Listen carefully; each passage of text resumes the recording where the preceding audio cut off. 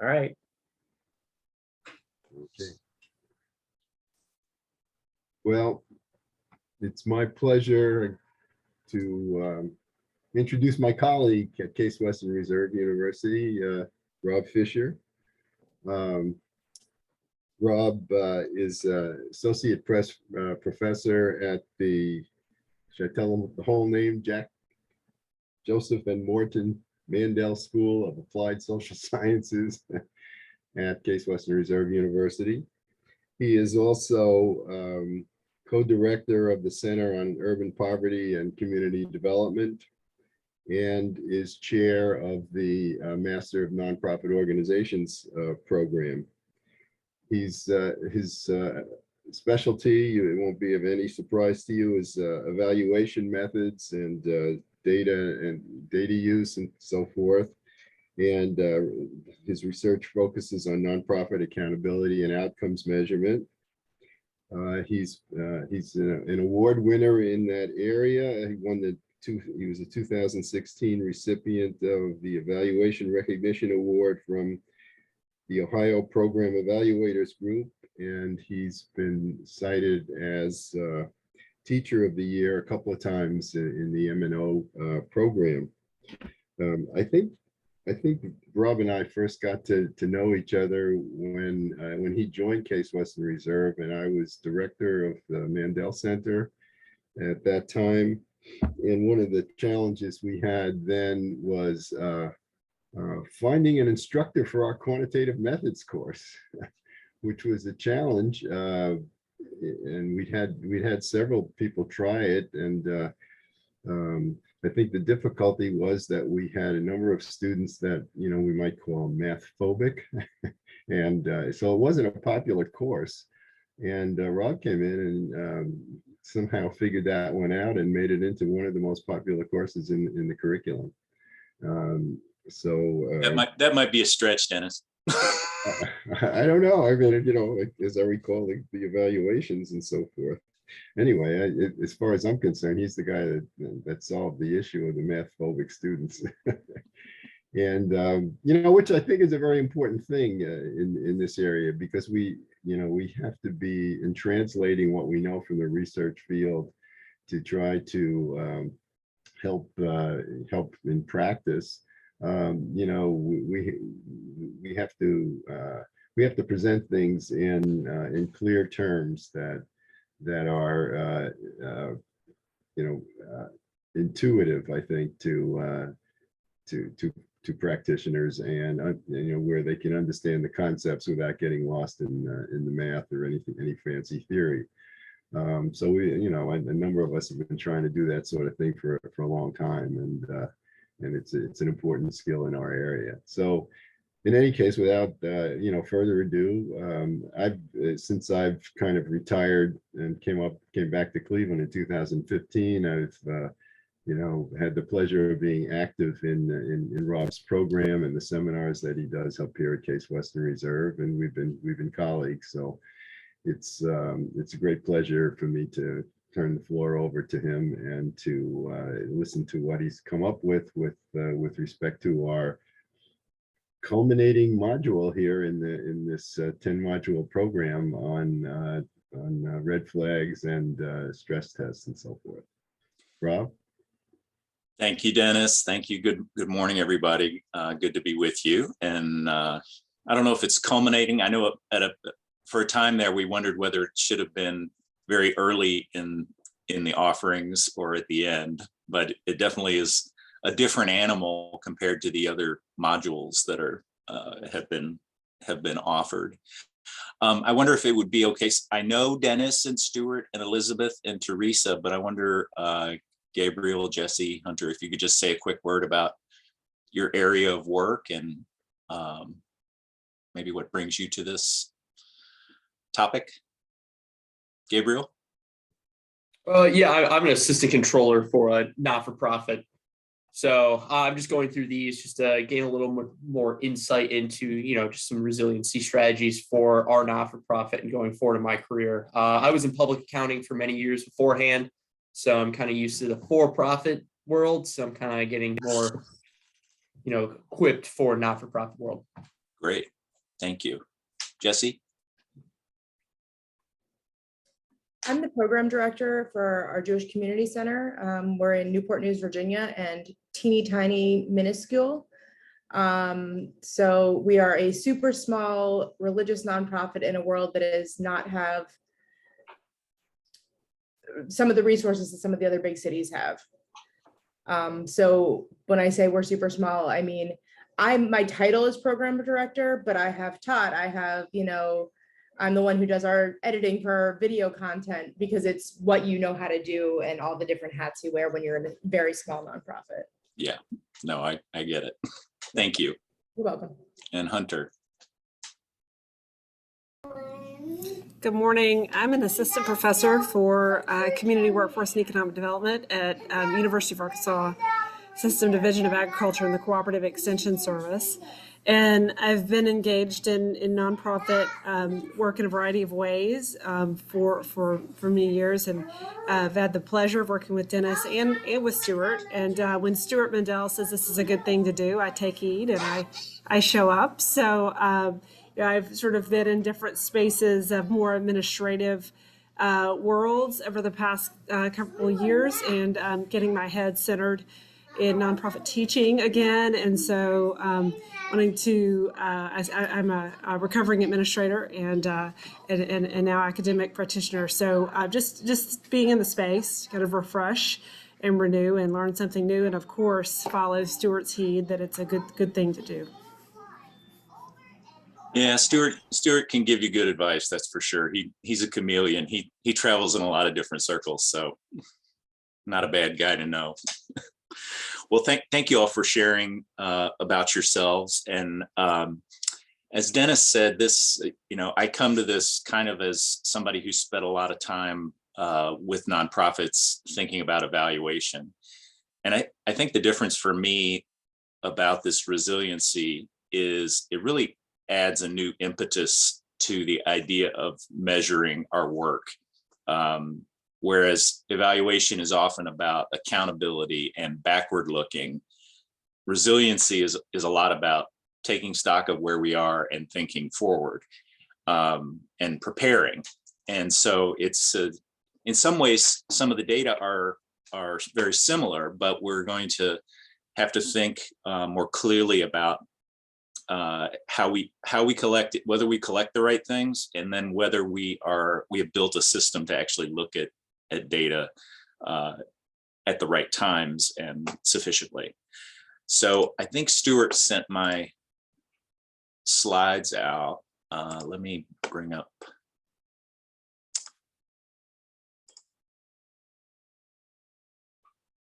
this. So I'm going to ask that since we're a small group, you all should feel free to come off mute and just say, wait a minute, got a question. I totally like that, welcome that in my teaching. Those kinds of questions are usually helpful for the majority of the group. And it's helpful for the instructor to hear how people are thinking through things. So my plan for our time together is I actually have two guests coming, one at 11 and one at 1 o'clock, and partly due to their own schedule issues. But the reason I've invited these two organizations is they're kind of different places on the spectrum here. The LGBT Center of Cleveland, Phyllis, she goes by Seven Harris is the executive director, and they're a more beginning organization in terms of their use of data. They have a huge appetite for it, but they haven't been able to build the infrastructure. But they've had selective use that I think is really interesting. Rob? Yes. Apologies for interrupting, but do you want to go to full screen? I think we're seeing your preview. How about?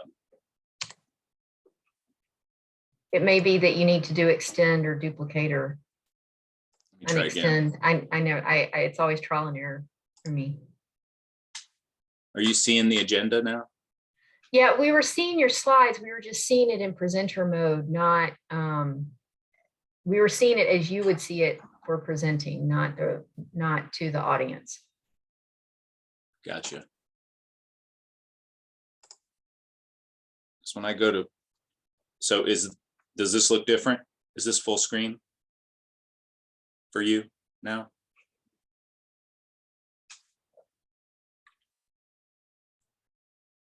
It was better just now. You switched it back to where it was. Want to go to displays? I think it's that you're maybe not in extend or something. Just hit it again and then go to display settings. And you're in presenter mode, which I think is, maybe that's what you want, but that we're seeing both 2 slides, not the one that you're actually, just the one that you're presenting. Oh, really? Yeah. Well, are you on slideshow or are you on? Yeah, I just hit Yeah, hit slideshow. it again and then go up to display settings up at the top.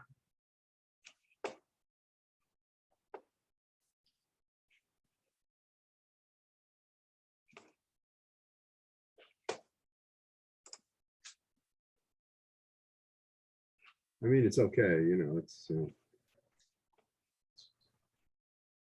Sorry. So can I do it this way? Can you see our agenda? Yeah, Okay, this is okay. I'm gonna stick with this for right now.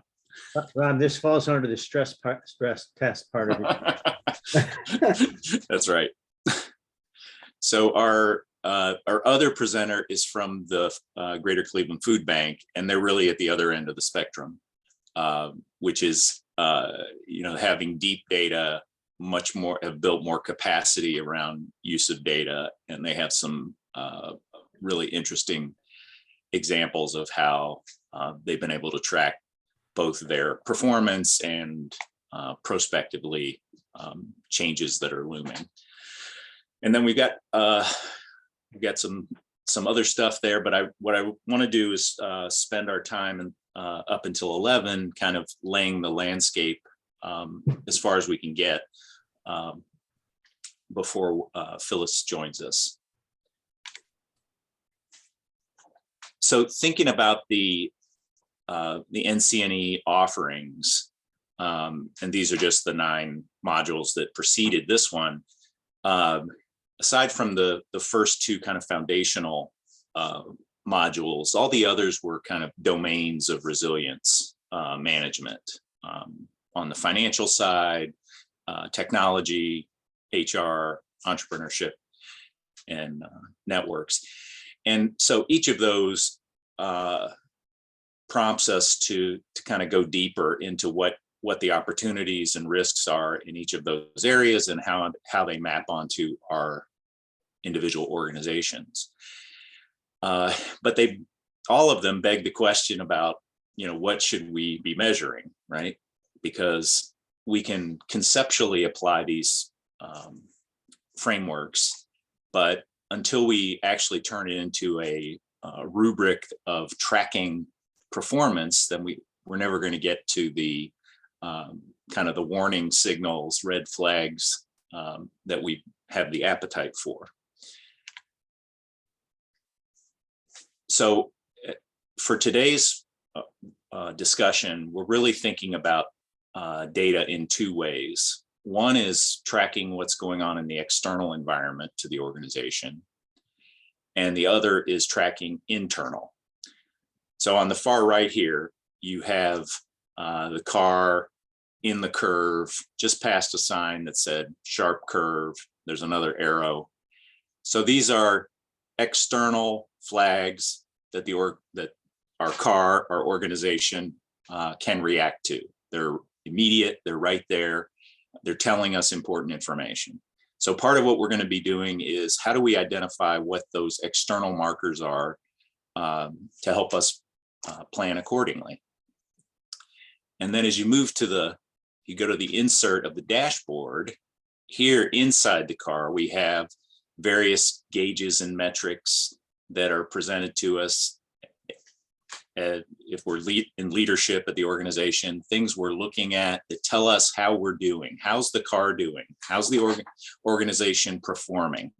So something like the RPMs, How much strain is there on the engine of the organization? You know, what's the level of output compared to our staff? All those markers, lots of little bells and whistles. And we'll come back to that image in a bit. But that's providing us information about the internal operations. So those are two frames. It's what's outside, what's inside. And then the lower panel here gets to the idea of stress tests. So once we're measuring these things, we're going to think about different potential realities that lay ahead. So different roads, if you will. We've got the curvy wooded road. We've got the straight road that seems to go to a mountain. So we're probably worried about inclines. We've got a relatively straight road that's heavily wooded. You know, so thinking about different scenarios in the future about where we're headed so that we can think about whether our car is prepared for those different potential realities that we might face. So that gets to the idea of looking at our gauges and warning lights and then thinking about, are we going to face any trouble? Do we have enough gas? Did we refill do we need an oil change? Do we, you know, is the service engine light on? All those things before we head off into these different wildernesses. So that's kind of the big picture, is figuring out how we get data to support these kind of thoughts about resilience management. So I'm going to start with the external environment, the idea of the red flag. So again, what's going on outside the organization? So we're looking for changes in things like community need. Are there changing circumstances in the populations that we serve, our community of location, things that we as an organization, either by virtue of our mission or by virtue of our location, have to be ready to respond to. So those are things that we might be learning about, and we'll talk about where data come from in just a second. But you know, generally, you know, what's the demand for our services and what's the demand for our organizational involvement. We're also monitoring what's going on with our peer organizations, our co-serving organizations, and the systems that we interact with. So if you're in a child serving arena, in childcare or preschool, for example, you know, what's going on with all of the organizations that are serving children in your region? What's going on with public preschool, not just the private market, the nonprofits serving in the private market? What's going on with the public system?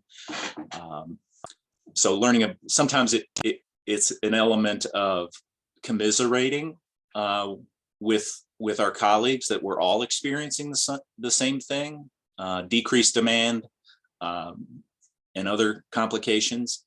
But sometimes it's more so us than others. And that's an opportunity to learn about how we might be experiencing these external forces differently than like organizations. And then the last two are around kind of relevant policy. Here I'm thinking public policy for the most part, and funding. So monitoring, you know, what's coming down the line from legislative action, and then once legislation is passed, how it's being implemented by different relevant bureaucracies. So thinking about, you know, what are those changes that could impact the work, and then what are those changes that could impact funding streams. So those are all kind of, you've got the immediate version of the red flag. I'm in the curve, I see the flag, and then you've got flags that tell you what's coming down the road. So we've got, you know, two different lenses here. So how do we get data on the external environment? Well, this is something that, you know, thinking about our networks and our our connections, our collaborations that we're part of as an organization. These are all sources for that information. So partner networks that are other serving organizations, national associations, our board. Some of this is official information, and other would be maybe more in the hearsay category. But some let's call it formal and informal information that's emerging. Also advocacy organizations, and to the extent that our own nonprofit actually is engaged in advocacy, that's certainly a source of information. We might be looking to research on our population that we serve or on the kinds of services we deliver, changing thoughts about what's the right way to engage with different clients with different conditions. Those could have implications for how we deliver our model. And those could be kind of learning, applied research, action research emerging from practitioner sources, but also from more traditional academic journals and outlets. The media, let's not discount things get in the media. That tells us something about what we should be paying attention to. And also, those are all kind of outside us, but we also have a couple things that might indicate at the front end as they impact our organization, things that are changing. If we haven't already learned this from our truly external networks, we could look at things like, what's the counts of referrals and requests for service that we're getting as an organization? Are we seeing those go up or down? What's going on with our organizational funding? So those are also kind of front door measures that are important for tracking the external environment. But again, those last two, one of the first things we'd want to ask ourselves is our experience as a single organization similar to our other partners, or are we an outlier in some sense? So we want to test those data against what's going on more broadly. Not that it might make us feel better that we're all in the same boat. That doesn't mean but we could still be more resilient than our peers in responding to these kind of secular threats that are going on. So now I'm going to thank my colleagues, Elizabeth Searing and Dennis Young, for allowing me to use this table, which is forthcoming in a chapter that they've prepared, which is the idea that, what do you do with the data on the external environment? So, one way of thinking, and many organizations have these kinds of rudimentary approaches already, but think of like a leadership briefing, about what's going on in the external environment. I think we're pretty good when we do, when it comes to policy. We think about, we'll have the advocacy people come in and tell us what's the legislative agenda this year? What should we be paying attention to in terms of programmatic changes, funding changes? But, if you think more broadly about, what are the things we should be paying attention to, and these are some examples down the left side, things that even from, if our services are highly susceptible to natural weather events, here, an example of summer storms, if we have a major summer program that could be impacted by a wicked summer storm season, and we're getting indication from the Weather Service that this is going to be a bad season, we should be planning for what that means as an external force. Things like impending recession. These are all recent memory things. Urban unrest, staff burnout. We've had all these things, but you can imagine that we might, as a leadership team, kind of sum up what's going on in the external environment. What are some things we're paying attention to, and how are we particularly vulnerable as an organization to these things happening. And we're going to come back to this later on because we're going to talk about those different scenarios and how the scenario of what's going to happen in the world, how we compare that to how prepared we are as an organization. So it'll become a little more clear a bit later. But each of these different potential risks that we're learning about relate to an action that we need to be taking in the short term. So recession's coming, what should we be doing? We're worried about losing contributions and investment revenue. So obviously we're going to, most of these are continue to monitor, but we should be really building our financial reserves to make as a buffer against that potential coming down the road. So there's no right way to do this, but we have to have a method to take stock of the external environment, just like we might in a bit. We'll talk about the internal organizational dashboard. We often think of that dashboard as something we routinely look at. Here, we need some way of monitoring the key issues in the external environment and revisiting them regularly so we can make sure we're making those adjustments. Any thoughts? I know we've just gotten into this, but I just want to see where folks are at. Is this making sense? Anybody have examples of how this is actually happening in your organization? To what extent are organizations actually tracking these external? Yeah, Jesse. So in the Jewish community, especially since we did have an act of terror in the larger Jewish community in the past few weeks, we already have a security professional on our staff, and we've just been getting a lot more briefings in terms of weather, because it's been crazy all over the United States.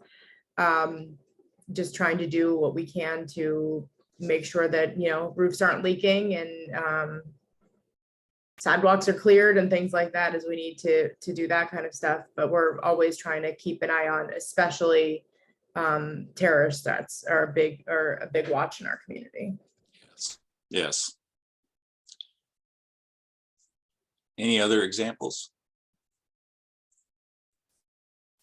Rob, I was just going to ask your thoughts on stuff that's unanticipated. Like, maybe there should always be a category of who knows what's coming, but, maybe we should think about that from time to time. The kind of black swan events that we've experienced, but we had no idea were coming, right? Yeah. Yeah. I think that'll come back to us as a thought. I mean, that's the evaluator's nightmare, right? Because you evaluate what you intend, but the second step is you always listen for the unintended. And the only way you can do that is to have a wide enough net in your what you're listening for to pick up the things you didn't expect. I think the other thing that could be considered is the idea of what happens if somebody on your staff is no longer alive, or for lack of a more polite way of saying it. I mean, Yeah. we've been through a massive health crisis. What happens if your executive director passes away overnight and how do you continue? Who knows where everything is to be able to keep your organization afloat in the midst of chaos and grief? Yeah, that's a great point. That's I think Yeah, go ahead, Dennis. Okay, well, I mean, I think that's, some of these categories might vary by the type of agency you are. Some might be more important than others, but I think always having an internal category and always having an other category, would be important, because there can always be something going wrong with your organization, and there can always be stuff out there that we have no idea about, but we should be looking for. So, it almost looks like those categories are residuals, but they might even be the most important ones. Right.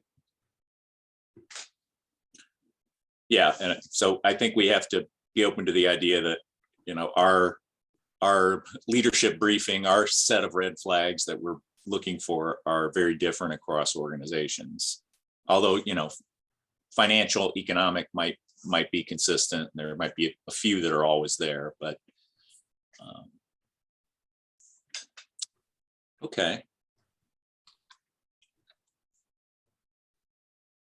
So now we're going to shift, we're going to come inside the car and think about kind of operations, organizational operations, and the idea of gauges and warning lights. So again, I think the part that's misleading about a car is, in most cars, there's a standard set of measures, and that may be true of nonprofits as well, but there may be things on our dashboard that are on nobody else's. So there's this adaptation, tailoring of these measures to our organization. And just thinking generally about this graphic here, where we've got nonprofits bringing in funding, information, volunteers as resources, and they're using that to create a product, a set of work that engages stakeholders, beneficiaries, clients, whatever we call them. And across the bottom there, the arrow that's kind of the continuum, you've got some other kind of resources and decisions. So in the middle there, we're making all kinds of decisions about how to configure a set of resources into specific program offerings, specific ways of engaging our client base, our stakeholders. So our dashboard has to unpack what that process looks like. It has to catch the key moments and linkage points so that we can know how well we're operating. So we're going to think about how do we identify the data that we need? How do we actually, it's one thing to make a list of data, right? It's much harder than to actually create the approach in our organization where we're going to routinely collect the data. So a lot of nonprofits that I meet with, I ask them, if I asked you these 6 questions about your operations right now, could you give me a number? And a lot of times they can give me most, like how many unique people did you serve last year? How many people get, a good dose of your services, those sorts of things. But then if you ask the question, how hard was it to get that number one time, you find out that their internal systems for collecting and computing different metrics is quite laborious and time consuming. Data aren't in one place, they're scattered across the organization. You have to talk to 11 people to get the number. People have competing numbers on the same thing. So we have to decide up front here about how we're going to collect this, not just once, but routinely. And then once we have a data flow on these different metrics that we'll look at in a moment, we want to think about how we would establish some thresholds on those individual metrics. So think about, that measure that we're interested in, say it's number of clients per case manager. What are the thresholds that are relevant for that metric for us to understand what's the right zone for that metric to be in? What's too small a caseload? What's too big a caseload? What's the sweet spot on that metric? Because if it's too small, then it's costing us too much per case for that worker. They don't have enough caseload. If it's too high, we're risking staff turnover and burnout. So we've got to be somewhere in the middle on that metric, and we need thresholds on both sides of that. So let's look at some of the domains. No surprise, we probably are going to have data across a bunch of different domains ultimately. But we can think about our financial measures in terms of assets and liabilities. We can think about how we're doing on fundraising and development specifically, how we are using our human resources, in what form they are in terms of paid staff or volunteers or part-time staff, contract staff. And then we might think about, the quality of our program inputs, the resources that we put into our programs. To what degree are they high quality? So, a simple example would be, in our program, do we use master's trained individuals that cost more? Do we use bachelor's trained? Do we use paraprofessionals who maybe have a high school diploma? So those, and some of that might be required by different funding streams about what kind of staff we employ, but we could have measures of the characteristics of our inputs to the program. And then we can measure things that we're usually pretty comfortable about, which is how much service did we produce, how many home visits or classes or pounds of food, whatever the right metric is, how much did we actually create and provide. But we could also ask the same question that we asked about our inputs on quality. We could ask about the quality of our service, right? And then that might be tied to things like customer satisfaction. And then the kind of way down the line would be thinking about, how does receipt of this type of service of this quality relate to the outcomes of interest for the people we serve? Are they physically better off? Are kids getting to kindergarten readiness? Are mental health concerns being reduced? Whatever the right metric is. So this would be a kind of a full bore set of domains. For us to track resiliency, I doubt that we're going to actually get to client outcomes in this consideration. We might have some kind of measure of client satisfaction as an initial indicator of receptivity to what we're doing. And we might have a sprinkle of measures there in the middle.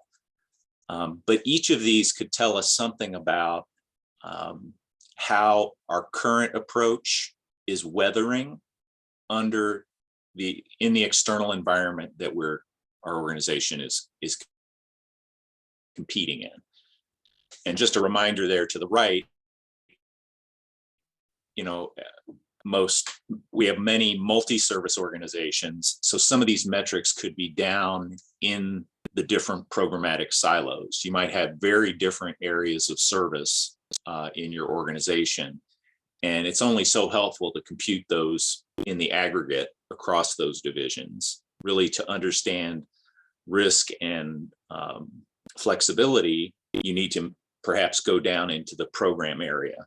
So we've got a family support area that has one model. We might want to look at quality, quantity, satisfaction in that area. We've got another area that's more like counseling with different kinds of staff. So as soon as you identify one metric, you have to ask yourself, okay, do we need to look at this across different domains or subcategories within the organization, which will again kind of increase the burden, the data burden, to make sure you're understanding them correctly. Any questions about this? I know this might be a moment where you go, oh my God, we're gonna have to really collect a lot of data. And Jesse, I know you can represent the lower infrastructure groups. I think one of the things we have to come away with today is we have to start measurement given our current capacity. And it's not going to be perfect, but it's going to evolve over time. And I guess that's one of the lessons from data collection is, as soon as whatever amount of data you have right now, you always have an appetite for more. And so the challenge for us in the dashboard world will be, at some point, you can't track everything. People will stop paying attention to, 1,000 metrics. So you have to have kind of a short set that people will actually pay attention to and react to. You don't want them to go into a passive glaze as you look at these things.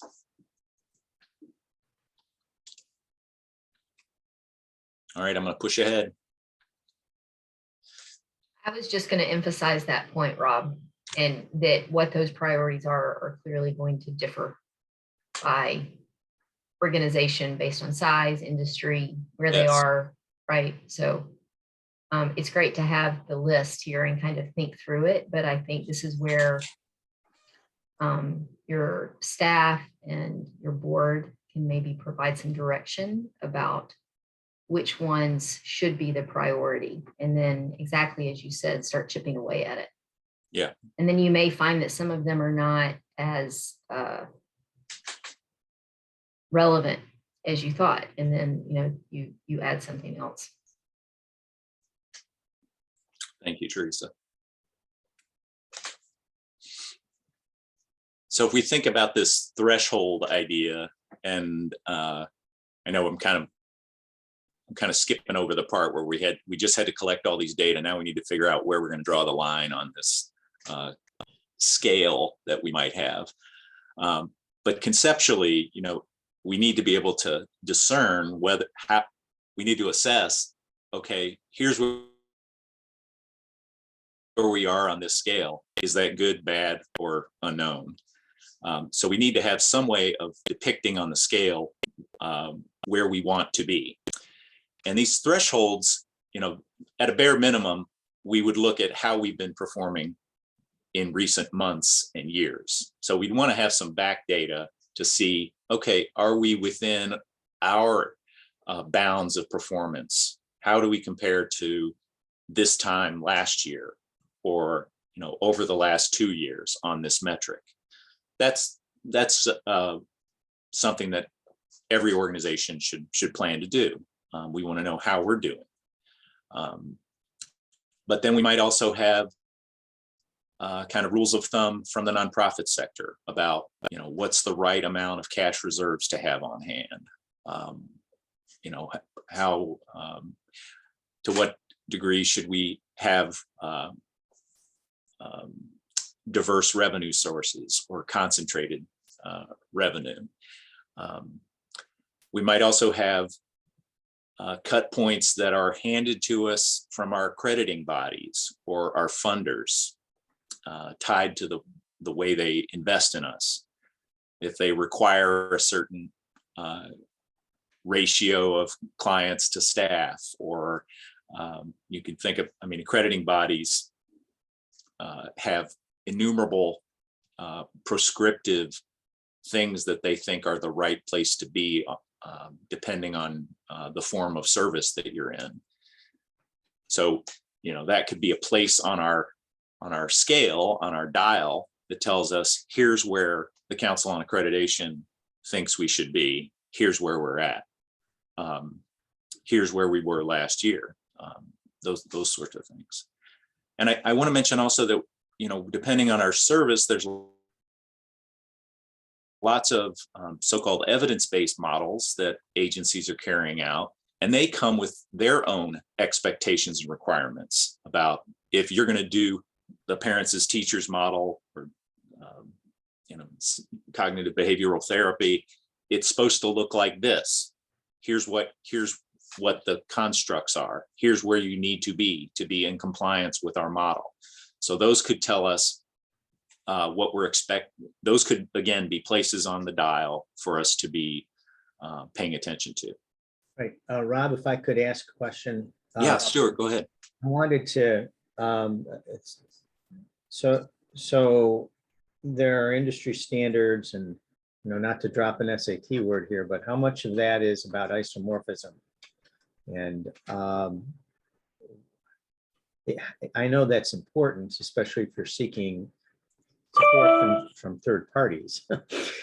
and you're in the grant and contract business, but if you have earned revenue, how much do you pay attention to those things? And, you know, I guess, what's the balance between what you're looking at as external endorsements and internal functions, operations? Yeah, I think that's a good point. I mean, the ones that we could be risking our access to resources and reputation if we don't comply. I think those have to be represented. Mhm. Those are hard stops on our scale. The others that we might apply are more maybe normative standards that we could have an internal discussion about. To what degree do we want to mimic peers that maybe we don't think so highly of? Even though that's what most people do, we don't really want to be mimicking that. Go ahead, Dennis. Yeah, no, I think that's an important point, and I think this is where, maybe we loop back to things that we're going to do to test resilience, because if we, determine, using our stress tests or whatever, that there are certain danger zones, if certain things happen, then we're going to want to be aware of that. And I think we can be misled by, field standards and external rating agencies and so forth. And there are lots of forces out there that like to impose their criteria. But what we're really interested in here is, what are the levels which are going to make us vulnerable in a crisis? And we may have to determine those for ourselves. And just a 3-month cash reserve, that would have probably not gotten you very far in some of the emergencies that we've run into. So if we can find these thresholds that are really going to protect us from serious vulnerabilities in a crisis, then that somehow that should be an important red zone. Yeah, I think that's right. Sometimes I just use an example from an outcome measurement. We did a study in Cleveland where we looked at agencies that were doing job placement for cash assistance families. And if you look at, we had agency level data for about 20 organizations that were serving the same clientele. And the primary metric were these folks placed in a job in 30 days, within 30 days. The top organization their rate was about 25%. And so if I ran that organization, I don't know that I would feel bad. I would feel like we're not doing a good job. We're only placing a quarter. But then when I look at all the organizations, the average was about 10% were being placed in 30 days. So now I feel like I'm the head of the pack. I'm doing great. But then I have the realization that we kind of all suck. We're all not doing very good as a field. And so as a leader, I'm thinking, well, maybe this is an opportunity to change technology, innovate, be entrepreneurial. We need to take the whole field to another level rather than be situated in this underperformance. So sometimes that external data from peers is helpful for setting expectations about where we are. Whereas if we just compare to our organizational past performance, we only have it's a one case, longitudinal example versus, multi-organization.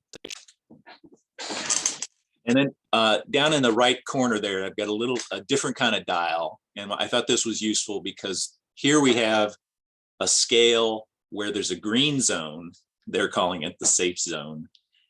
And then you've got the red danger zone and the freezing zone. So this reminds us that some of our thresholds have to have a lower and an upper bound, that we don't want to be too low on these things, and we usually don't want to be too high, and that there's some green zone. We don't really want to be on either side of that. So it may not just be that we're trying to avoid the red zone. We might be trying to not freeze. Okay.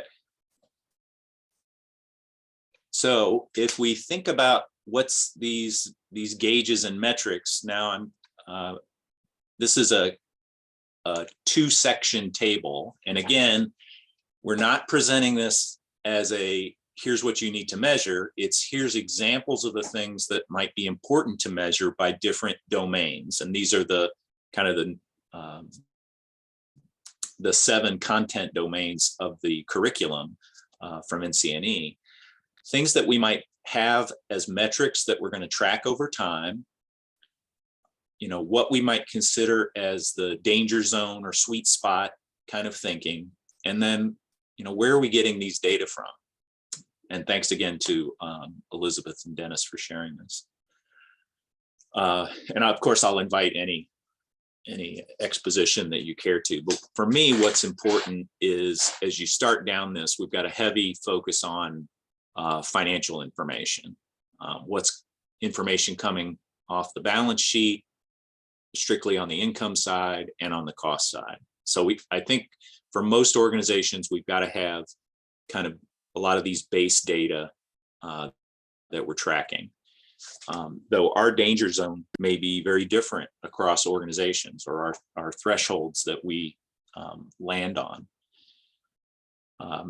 Similarly for human resources, and again, this goes back to kind of what's the form of our service that we deliver. How do we do it? To what extent do we already use contracted workers and volunteers?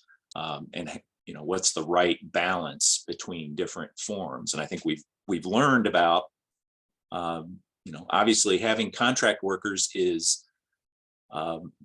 provides more flexibility for the most part for the nonprofit in response to crises, but it could work against us on things like staff morale. If people feel like they're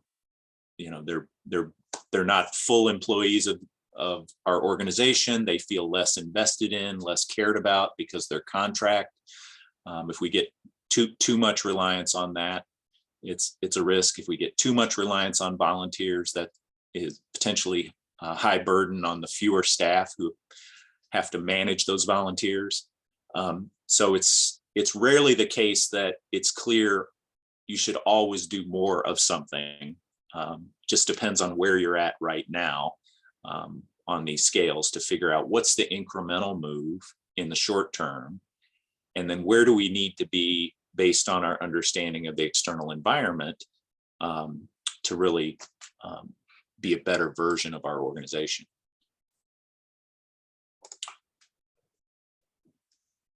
So thoughts? Anybody? To what extent are these kind of standard, some of these financial measures? These are things that folks look at.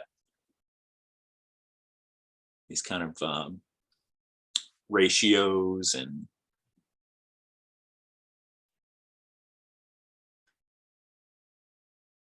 Dennis, I see you're off mute. Just a quick comment in that, as far as research and the literature is concerned, there's a lot more information when it comes to the financial indicators, the balance sheet, the income, even the cost. We've had more experience with that. We get into some of the softer categories like human resources and like others in the second slide after this. I think it's more of a frontier territory, and we're kind of feeling our way. And it's not as if research is definitive. Well, even in the financial area, it's not definitive, and some of that is just wrong, but but at least we've got a lot to go on there. But when it comes to human resources, technology, networks, entrepreneurial capacity, those are all going to be very important for resilience. But we don't have a real strong research base on that yet, and we're going to have to build on experience. Yeah, I think that's right. I mean, just by looking at the sources of data here, you can see we have kind of more definitive sources Right. in slide 1. In the second slide, where we're looking at technology, networks, and entrepreneurship, we're going to have to craft a special way of exploring those staff surveys and the like. So, take an example under entrepreneurial capacity, autonomy level of division managers. If we want to be entrepreneurial, we want to have more autonomy for folks that lead at the programmatic area. How do we actually measure that? Is it, how deep do we make that measurement? And is it totally a qualitative impressionistic view? How autonomous do they feel? Or is it really by policy? Do we have policy in place, board approved policies that and in HR job descriptions that make clear autonomy exists? Because I might be the kind of leader that takes autonomy, that just appropriates it, even though it's not clear that I have it. And others only take it if they have authorization. Yeah. So again, yeah. Go ahead. No, sorry, I didn't mean to interrupt. No, go ahead.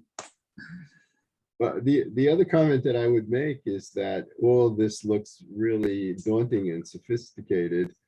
But in connecting to some of your earlier comments, it really has to be adapted to the organization itself. So if you've got if you're a small organization, the main thing is to be aware of this, even if you're using your own best judgment in each case. To systematize your thinking, more than being able to get, some refined measurement. But if you're a larger organization, maybe you can do more here. Maybe you can actually, start to quantify some of these things so that it's more manageable. So it really has to be adaptable. I mean, I think it's important to appreciate that whatever size and shape your organization is, conceptually, we should be doing this, but the way it's implemented really has to vary quite a bit by capacity. So I'm glad you both said that, because I went on a little journey here when Rob first put up the chart. So yeah, I can see the setting for this being in an organization that has the time and capacity to keep track of this stuff. Except if now we're talking about general categories and just being aware, like Dennis just said, being aware of the concepts is progress. So this makes a lot of sense. I was going to ask Rob, what do you do with the things that you can't really put a number on? And I think you answered that. So I'm sensing, I guess I am thinking that to apply it, my table would have a comment section or, detail, notes, something like that. Yeah. Mm-hmm.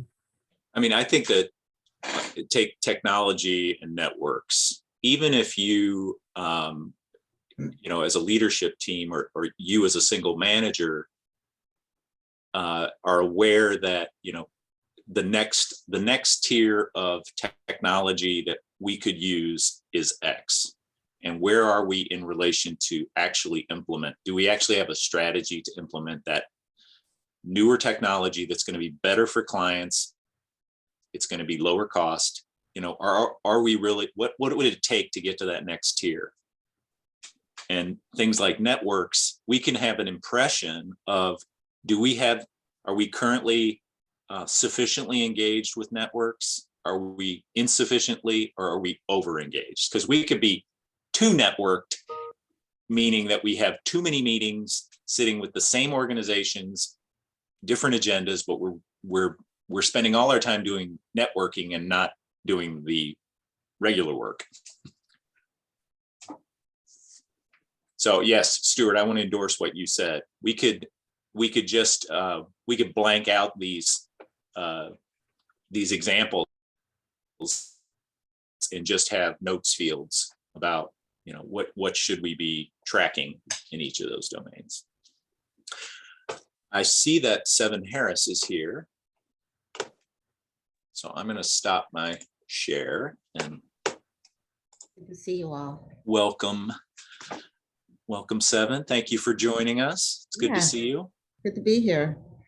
That little bit was very interesting. I was thinking about my organization and how we think and applying to like following that, that model. And I could see us, I think I mentioned this to you before. It's really interesting to apply all of this to like the regular everyday work grind and see it from this view.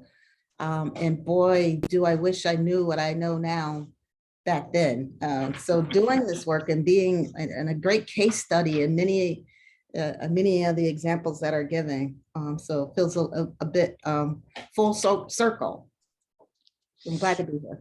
Well, we're looking forward to hearing more about the grind Okay. and on the street level. Sure, yeah.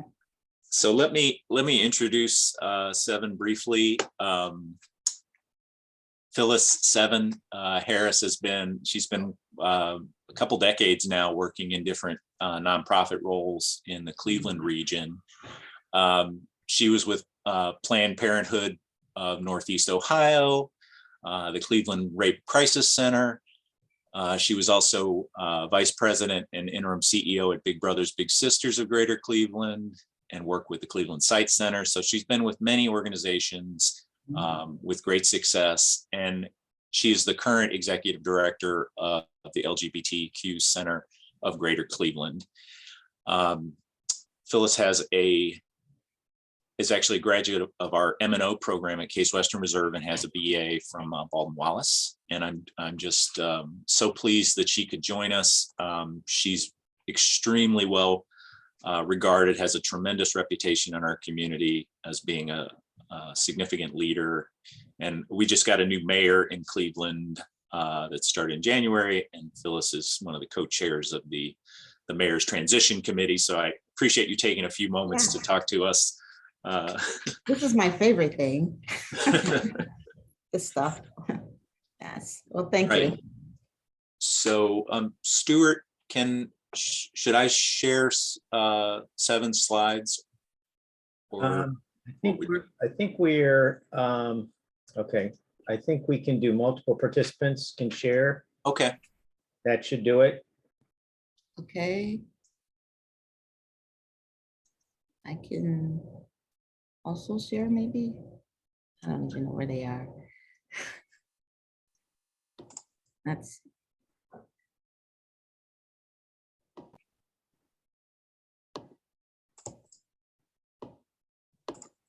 I'm happy to share them too if you want. I think So- let's see if I got it. Okay, Can you see that? Yes. it's coming up. Can see All it. right. There you go. Okay, so it's great to be here. As I sort of like alluded to, I consider myself, of being on the ground of this, and then learning about the theory and the processes and the opportunities that exist around management in terms of being able to see this ahead of time in terms of how to apply the data and how we're working the data and how we're using the data. And so you'll see that in my sort of case study here. And so how do we use it? I think it's so interesting for our organization in particular, and I don't think we're that unique as an organization that started out like very grassroots and then had some significant growth and transformational change due to an opportunity to sort of like recreate and reinvent ourselves. And so some growing up to, really getting the infrastructure built for the organization while the organization had already existed for 40 years. And so a lot of untangling how we used to do things and really applying these applications and looking at data and answering the call for data as we continue to grow and expand and get more credibility. And there was more opportunity for funding. And so folks want to know, what you're doing and how you're doing, and if what you're doing works and has an impact.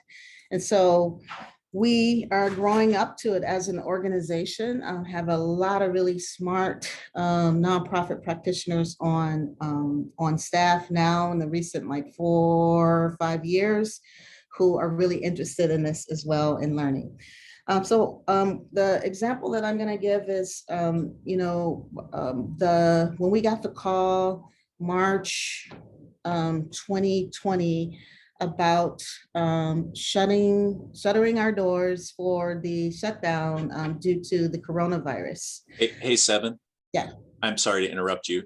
I just want to make sure, are you advancing slides? Not yet. Okay, all right. I had this problem before where my slides weren't advancing. Okay, let me see if it works because I'm going to move into it now. And so, so what data did we use? So once that happened, one of the things, yeah, it works. Okay. One of the things that happened was, I, shut the doors. The center is partnered with a local, our local public health hospitals, so Metro Health. And so I followed their lead in terms of, what they were saying and what they were doing, and closed our doors and talked to my board chair, and he was upset, as many of us were. We didn't have a lot of information, but his response was to come back to me with a plan to cut the budget by 50%. And I just knew that that wasn't the right thing to do. I knew that it was reactive to what was going on. I knew that it was important for the center to keep our doors open. We're a community center, we're a cultural center. We, in every sense of the word, and when you think about community center, where there are resources there are computers there, there's meeting room spaces. We're also a cultural center in that we really support the needs of the LGBT community. And so when this is happening, when you consider the idea of shutting it down, it was really, like for many people, kind of jarring. We serve youth, we serve elders, and so really a hard thing to kind of think of. I knew immediately that I needed to be able to present the business case for why not to do that. And so that's where the data comes in.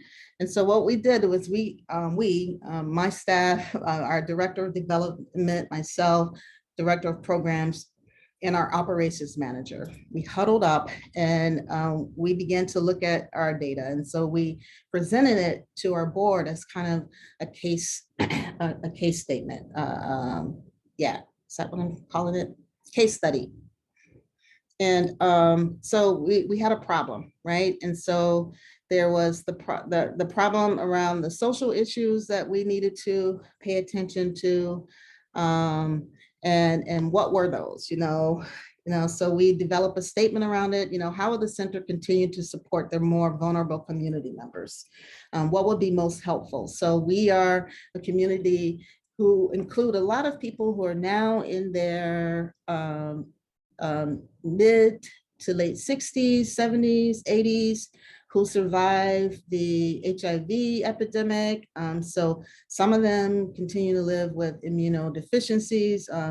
If you look at any statistics around like public health statistics or health statistics around LGBTQ people, you see that we smoke more, you see that we have challenges around jobs, trans community, so all of these issues that we knew as a group of individuals who who are oppressed, who are discriminated against, where there are, efforts around equity all the time. We're continuing to fight for our rights. This is a huge problem. The statement is, we ask ourselves how we're going to continue to support the more vulnerable community members of the LGBT community. What programming should we be looking at? What would be most helpful? How should it be implemented in a, I don't know what that says actually, respectful manner? And so what was the reporting data about that? So if we take this from looking at, externally and then also internally, so the external data were that we knew that we were at risk, right? I mentioned some of that, the type of jobs we're likely to have, or also the jobs that are the, why am I blanking on the name of that? The jobs that are, everybody needs folks to do it in order for us to do our work. What's it called? Essential workers? Yeah, essential workers. Like, so a huge category of essential workers within the LGBTQ community. And so how are we gonna even, we're taking a look at that. We're looking at poverty. We're looking at health disparities, and it was, we got scared, I want to say, but what we also did was we knew that we had this information in this data. We knew that we had to educate our supporters about this. And we took on the attitude of, we've done this before, it's time for us to act up. So we hearkened back on what needed to move the country forward during the HIV epidemic to get people's attention. So ACT UP was like our theme in the back of our heads, and like, it's time for us to really say, while all these programs are getting started, while people are thinking about caring for other folks, they can't forget LGBTQ folks. So we, in doing that, we got closer, we got more clarity as we continue to think about who we are. This also, I like to talk about the impact on a team and what it did to support the kind of organizational culture that we have. And so I see it like all together. Here's our programs. And so we listed them. We tried to really wanted to really inform and give our board members and also the broader community a snapshot of what we were doing. So, here's what we looked at every program. We took 1 week off where we all went home and got online and got to work. And we looked at our programs and created these solutions based on the information that we had, both about externally and internally in terms of the people we serve and the case management issues that we knew that they would have as individuals and as a group. So for our elder program, we created wellness check-ins for virtually. We developed a friendly visitors program. I volunteered for that program. Home, most of the day, I can call one of our elders and check in. And so we developed a grocery delivery program. Some of the issues for our elders is that while they might have transportation themselves, they were afraid to actually go to the grocery stores and things like that. And so having, sometimes it wasn't that they didn't really have some of the basic needs, most did not, but some, they just needed that extra help. We distributed safe sex kits and HIV prevention material to mostly every group, but it was important, while people were staying home, that, that they were being safe, that they were still, taking their HIV meds and things like that as well. Legal referrals and advocacy, we worked with Equality Ohio. We knew that people were going to need help with their benefits. And so any organizations that did that work, we learned, we educated ourselves to be able to support our community. And it goes on with our QU programming. It became a virtual program. Our trans wellness program, lots of assisting with benefits, name changes, all of those things could still happen virtually. Sorry, I went the wrong way.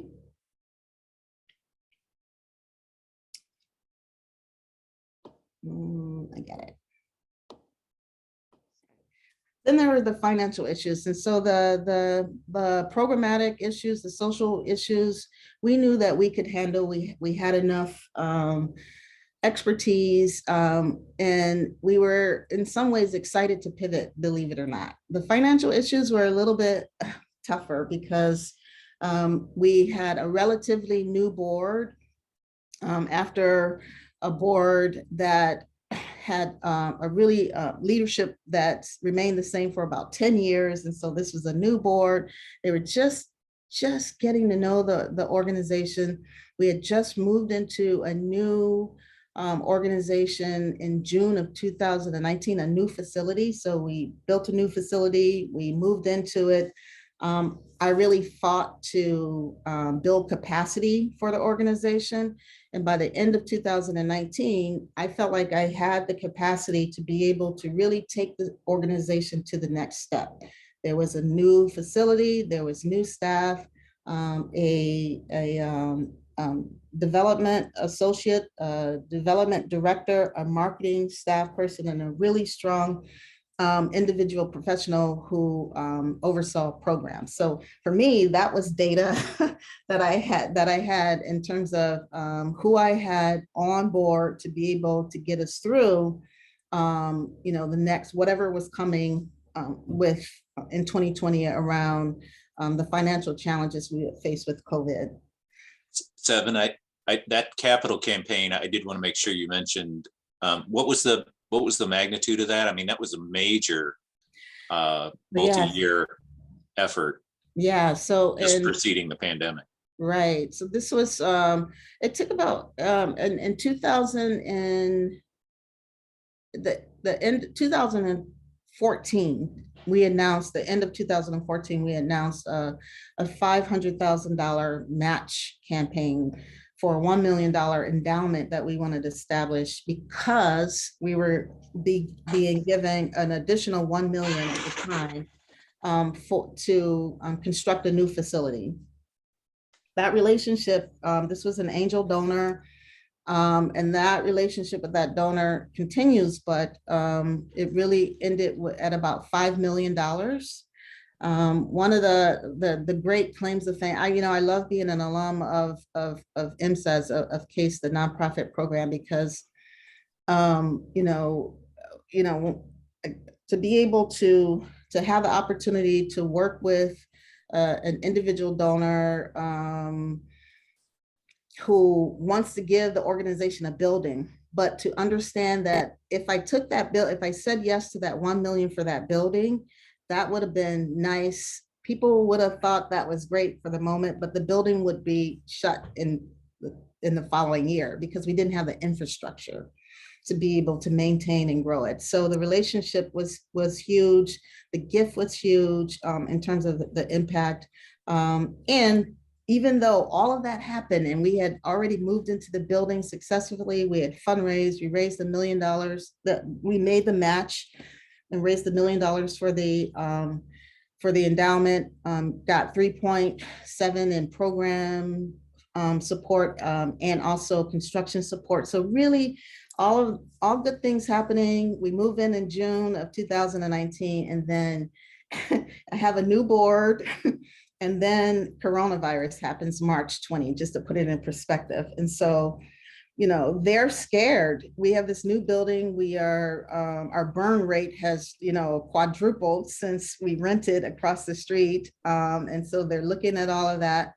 And I'm saying, we got this, because what I know is we have segmented our donor database to know who our lapsed donors are, how many new donors, all data, how many new donors we are acquiring over the last 4 years. Our grants funding, I think the return on grants is about 20%. We were like 50%. It was happening. The visibility was high, the credibility was high. And so I'm knowing all of this and then needing to present it in a way to my board so they understand it. And so that's always where I get caught up, because if you can't tell it, I'm not the numbers person. I understand them. I'm the passion, the emotion, the vision, like, so I need people to say, okay, this is what this means for your bottom line. So we get there. And so we present this problem statement for the financial issues.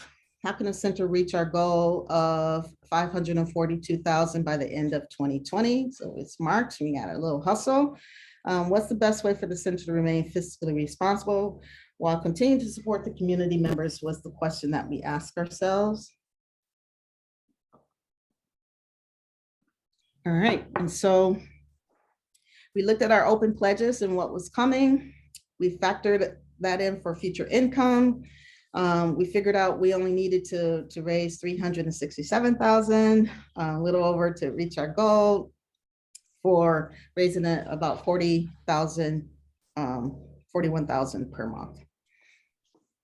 We looked by comparison, the center, what we were averaging. And so we knew that we were averaging about 81 per month from January through March 2020. And so we thought there were going to be some changes as it related to COVID, but we really didn't know. But we made what we convinced our leadership us that we were the experts and we were making really, really educated guesses. And in some ways, in terms of we always keep something in the queue just because of the way that we operate, or I think we had information about other opportunities that were going to break that would help us along the way as well. So we looked at 5 possible budget management decisions were suggested. We brought in experts. And so we brought in someone who was good at research, Julie Patterson. We brought in someone who worked for a large fundraising benefits organization, United Way. We brought in someone who was expert in nonprofit fundraising from Association for Fundraising Professionals. So we got in these folks and we gave them information like our budgets, our 2018, 2019, 2020 budget for them to review, our fund development plan, our donor segmentation information and strategies, and let them ask us all sorts of questions. And then, this is the response we got. 5 possible budget management decisions were suggested to several executive directors of varying nonprofits. These were the decisions: no addition, no budget reductions, 10% budget reduction, 15, 30, 50. The 50 was what we were asked to do initially. Most of them, wanted to avoid any option that impacted staff negatively in terms of reductions. What they ended up being able to accept is my director of development and myself, we took a 10% pay cut. We really advocated for staying together. We used the information in terms of the social problem to demonstrate the why, and that we really needed to support the community and center guests and folks who are engaged already. And it really worked. I don't know what else more to say about it. There's so much more to the story and that I don't have a lot of time for, but it really did take being able to present, to know that we had the data and trust that we have the data. Oh, I was going to tell you where we are now and show you something, but I'll pass on that. I would like you to go to our website though. So to know that we have the data and to figure out how to present the data was our biggest issue. And I still, it is a growing edge, as a nonprofit leader. I think if I could have spent some more time in I don't know what, maybe my learning, it was about my learning style, or if I just didn't get enough, but being in it and working my way back feels like a little bit of a struggle, but I know I have it. I know I have it, and I know there are enough experts and professionals around that I could say, can you support me in using the data that we collect on a daily basis to present the business case for XYZ? And I'd be able to do it. Thank you, Seven. This is really interesting. And so a couple things that strike me, and then I'd like to hear questions from folks if they have them.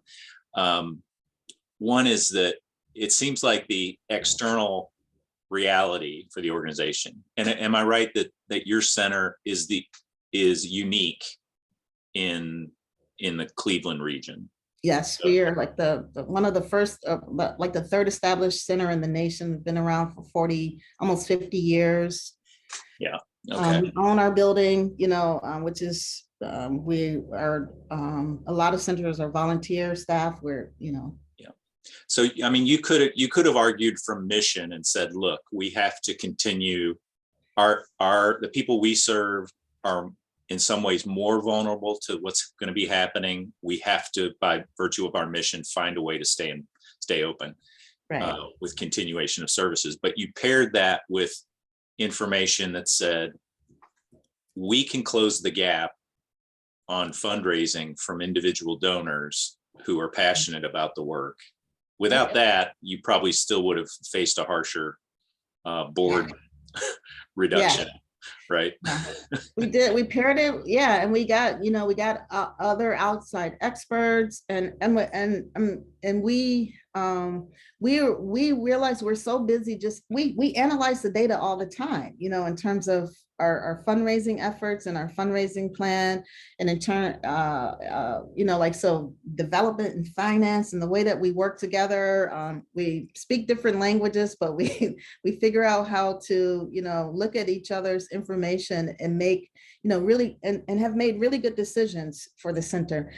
We were able to capitalize on everything that was available, that we understood was available as a nonprofit in terms of funding for, so 2 PPP loans that both have been forgiven, you know, working with, you know, foundations. We also use data like we are the one of the few Black-led LGBT centers. There's 290 LGBT centers across the nation. So we were, the racial reckoning was also happening around that time. And I've always been Black leading the center, but it was like one of the first times I've said, you know, this is a Black-led organization. And if you look at, you know, across the nation, and even as a member organization of Centerlink, 290 centers, there's less than 10% people of color and fewer Black people who are in leadership roles during this time. And so I think that, you know, got us thinking about and applying for funding for the Black Futures Fund, you know, like, so there's, so I think of that as we're always looking at the numbers and the data. We're not always like presenting it in a way to say, this is how we made our decision. And we have to get better at that because that is what is expected. Yes. Go ahead, Dennis. Oh, okay. I might be asking the same question that Teresa was going to ask. I'm just guessing. If you could put yourself back into the time when you were considering the new building, you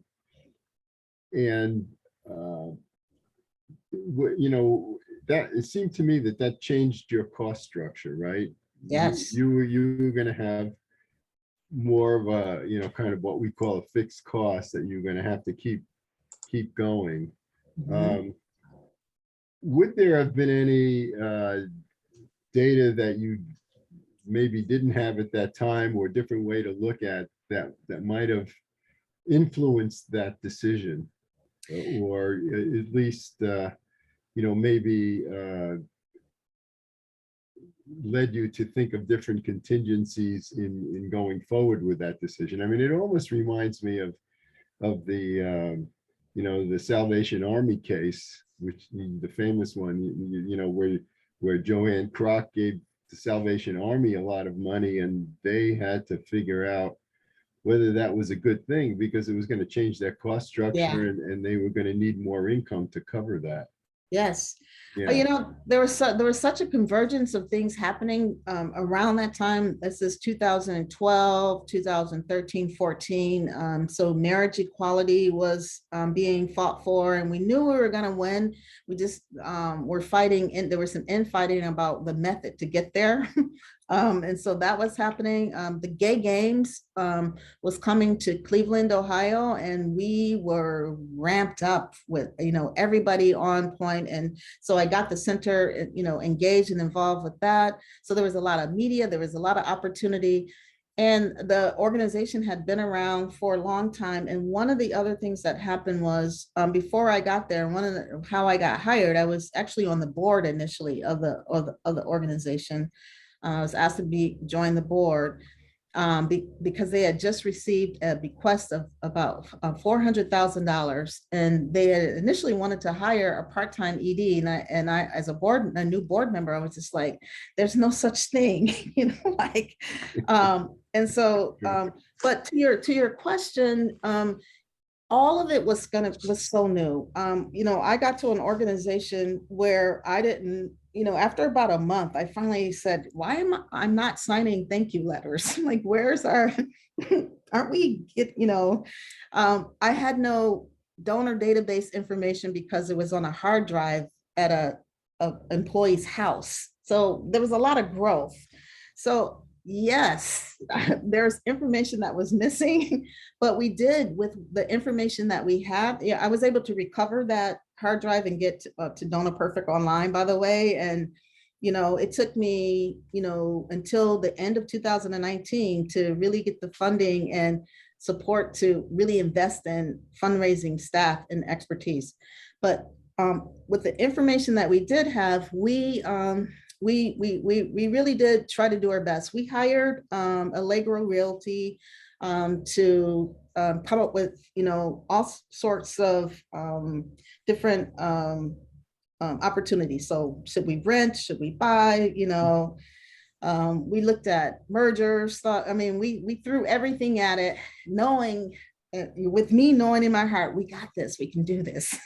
You know, I just need to convince folks that this is the right move. And once we got there, there was so much happening: the gay games, marriage equality, you know, the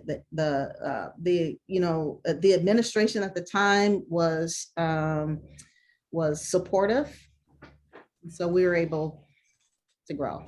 But yeah, we didn't have. You're happy you've got the new building now. Yeah, you know, like Yeah. I'm happy, and I think it in the scheme of what we were trying to accomplish, it allows us to have a base for continuing to support the movement. You know, this is for now, but that building is for the future as well. Teresa, did you have a follow-up or a different question? Yes, related, but a bit different in that, you know, you've spoken to the fact that you made these investments in key areas to help you really understand your strategy. But I can imagine that some perhaps gave you pushback because maybe they saw it as schizophrenic. You're reducing in some places and ramping up in others. I think given the nature of this discussion, that all seems quite reasonable to us.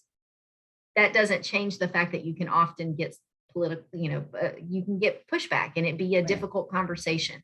You alluded to it a little bit, but I wonder if you can say a little bit more about, I mean, as much as you're comfortable, of what that looked like and how, because you were clearly successful in pushing through that pushback, but I can imagine that there might be some times that was quite difficult.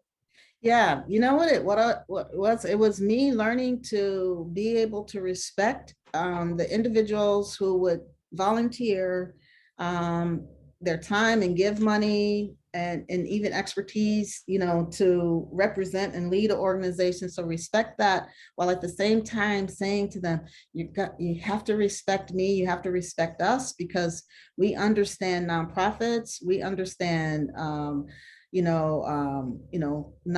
finance, nonprofit fundraising. We have a finger on the pulse of the community. They're excited about this. If we have to do this, we might as well not do it. So if you're talking about expansion, to a storefront, which is what they were initially thinking of doing, and figured out we didn't even have enough money for that because of the infrastructure, the lack of infrastructure. If we're going, we're going. And I knew that I had a donor who would support me, specifically me, in my leadership to be able to continue to push it forward by way of respecting my leadership, but also funding it. So if I ran into a roadblock that was too big, I would show the donor all of the information in terms of how we were thinking about programs and expansion, who we're serving, how many are, and then, they became engaged and part of it. I used that tactic with a local foundation here, where we were asking for $200,000, and I showed everything in our plans and our strategy, and we got $300,000. I am not kidding. So it was difficult. I had the support of the So you're donor. saying transparency was really a key piece. And that and as much as it is so annoying, due diligence, get that data, look at it 100 different ways, learn how to present it. And yeah, I don't, there's no shame in our game in terms of the setup we're in as nonprofits, who have to function in the way that we do.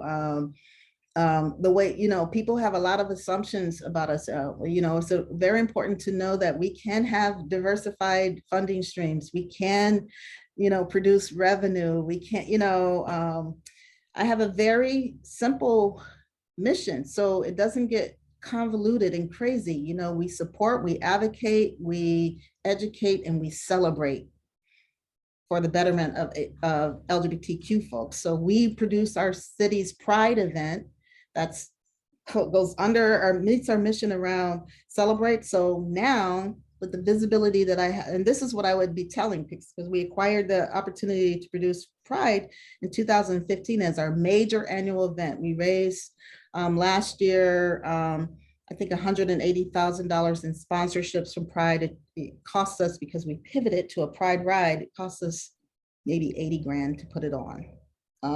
So like having all of this information and getting support, I had to have support. I didn't want the donor making all of the decision. What is that, the tail wagging the dog or something? I didn't want that happening, but I did build a relationship with them. And then I, as you said, was very transparent about, our thoughts, the opportunity that we had. And I would go in and I would say, what are your questions, concerns, and opportunities that you see with this information in front of us? And people would go to work. Seven, I wanted to ask on because I guess one of the reflections in the broader series is about cost structure and how, maybe a building isn't always the best thing to have. Have you all had to have consider revenue from the building in ways that you hadn't planned? Oh yeah, so yeah.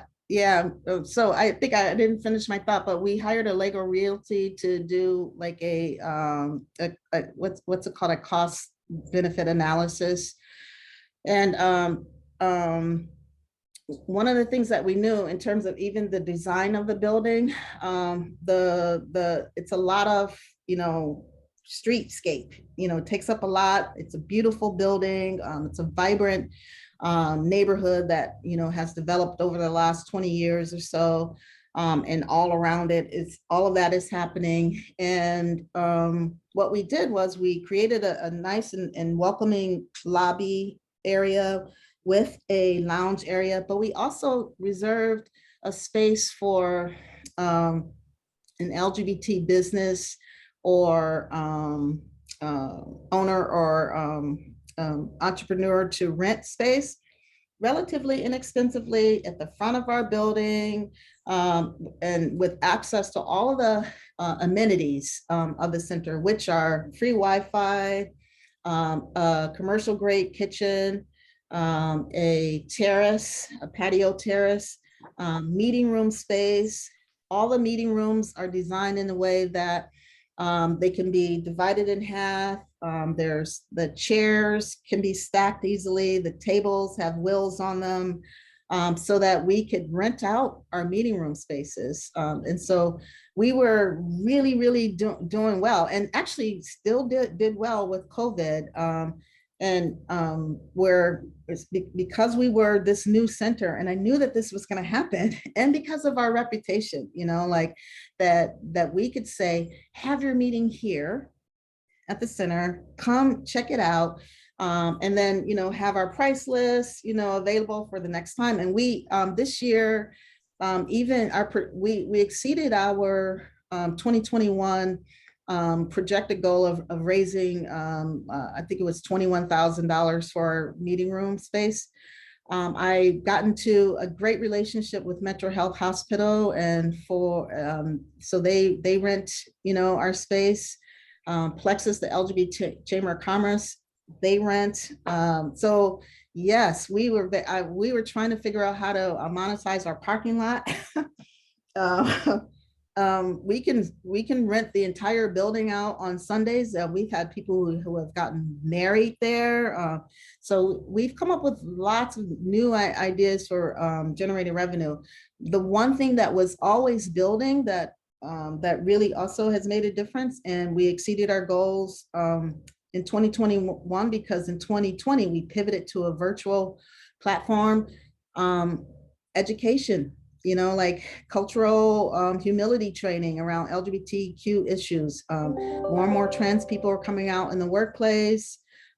This enabled folks to do safe, self-paced training, on their own from their screen. And so we knew that once we got a better building, more visibility, better marketing, that we'd be able to generate quite a bit of money from that. And we were right. We were right about that. We were right about the meeting room space as a revenue generator. And we were right about learning how to produce major citywide event and Pride, to be able to connect with corporate sponsors. And we've done, this will be our 6th annual Pride event. And, we're paying attention to so we have all these corporate sponsors, and the money is great, but do they have inclusive EEO, discrimination policies? And so that we wrap that right around, and if they don't, we go, okay, great, we can help, and here's what it will cost. Because so it goes full circle in terms of the service. So we think of it differently than we ever did before, I would say, in terms of the opportunity to raise money for ourselves. We are going into doing more work around as consulting for nonprofit organizations that want to sort of evolve like us, have the organizational culture that we have, and then also learn about being inclusive for LGBTQ folks. So there's a lot there. I've been there 10 years. It's never boring. Sounds like it. Any other questions before we thank Seven for being with us?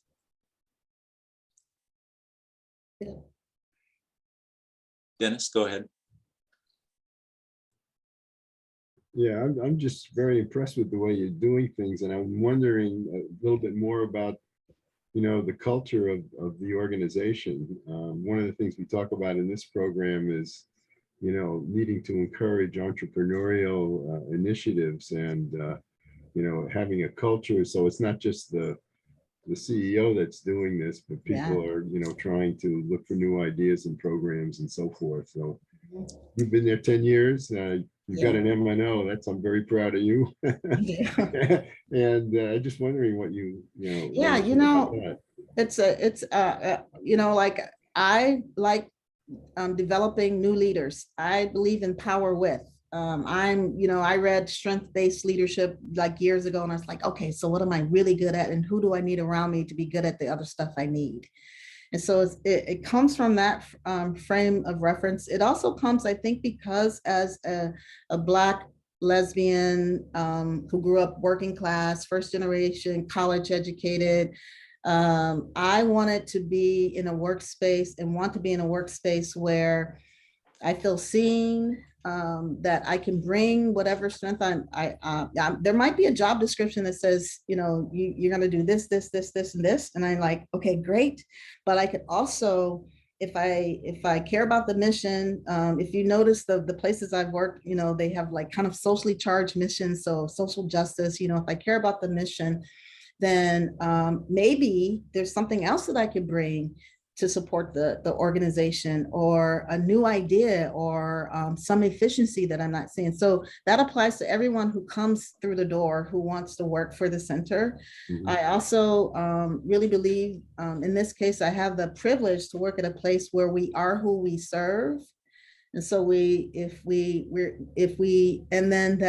you couple that with the fact that, in my view, the work that we do is because we're part of a movement. Mhm. So in order to continue to fight for the rights and respect of LGBTQ folks, we need smart people. We need people who understand leadership. And so as much as it is important to, meet the deliverables of the proposal in terms of the program, it is so important to pour into the people who are doing the work, because they build the culture. My organization, I'm always excited. They beat my board, and my staff beats the board with 100% participation and a community shares. They understand that there is a culture of philanthropy, in that they do good work, and I can go talk about it, and they can talk about it, and we can get more money, we can do more good work. It's huge in terms of how we operate. And if anyone wants to learn anything about nonprofit management, how could you not do it here in Cleveland? Like with all the access that we have. So I create that also, at the center. And so I think culture matters, is what you're seeing and what you get at. And it takes a lot, and it doesn't fit for everyone. And sometimes, traditional board members don't get it. But when I started using that, we are who we serve. Let's do pay parity here, folks. Let's, think about, stress that folks have, and then the additional stress that queer people might have, and how do we create an environment where we can thrive and bring our very best. So that's how we do it. And, we do have attrition like any nonprofit, but my folks stay 3, 4, 5 years. That's great. There's not many pathways, but we match them with other leaders of nonprofit organizations so that they can learn different leadership styles and potentially have opportunity to move. There's lots that goes into it. Seven, what's top of mind for you as you, you've gotten to a good place. You got past that board challenge using data. Yeah. What kinds of things are you tracking now to support? We need succession planning. We need some succession planning, both for the ED position, but also key leader positions at the organizations. I think I keep calling them my capstones. And every time I achieve one, I find a new one. So I think, and I think about it, if I really want to lead in a way that we have built a sustainable organization, you're going to have to plan for contingency. And COVID has taught us that. You don't want to have to scramble. You want to have contingency. So I'm thinking that we both our learning institute at the center, our education, outreach, training, and our research that also includes research that is expanding. So I see that growing there. Continuing, with smart partnerships that don't necessarily have to happen at the center, but out into the community. We are west side of Cleveland, which there's a west east. We know that we serve the greater Cleveland, but we would like to have more presence on the east side. That's what we're up to right now. Well, this has been fantastic. Thank you so much for sharing where you're at. Really appreciate the time. Hope you're not snowed in too badly. I'm ready to, you see my energy? I gotta get out of here. It's so much snow. Nobody's doing anything though because of COVID and the snow. So I'm just like, oh my gosh. So thank you for this. Enjoy All right. the conference. Well, thank you again, and have a tremendous weekend. Okay, you too. See you Bye-bye. soon. Thank Bye-bye. you.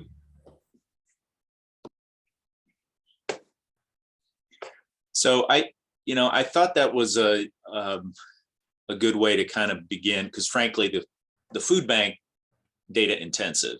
I think we heard a lot more narrative kind of understanding of what data were important, but I thought in a way the threat that Seven was dealing with was internal. It was a board threat that was kind of going to just make a unilateral decision about how to proceed. And I think the successful pairing of external data on community need, albeit, their community of interest, which is underserved by more broadly, paired with the idea that our own supporters can help us close our financial gap so that we can undertake a smaller reduction in force, was useful.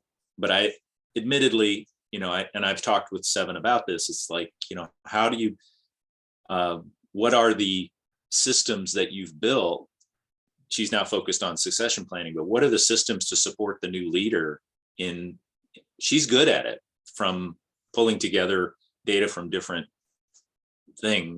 sources, but maybe the next person is going to be a little more challenged in that area. And if she's built systems internally to support leadership, it would be a strength that she could leave behind.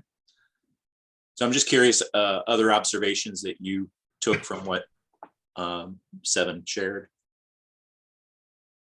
I was very impressed with the way she handled that whole situation, that she just didn't take the mandate of the board.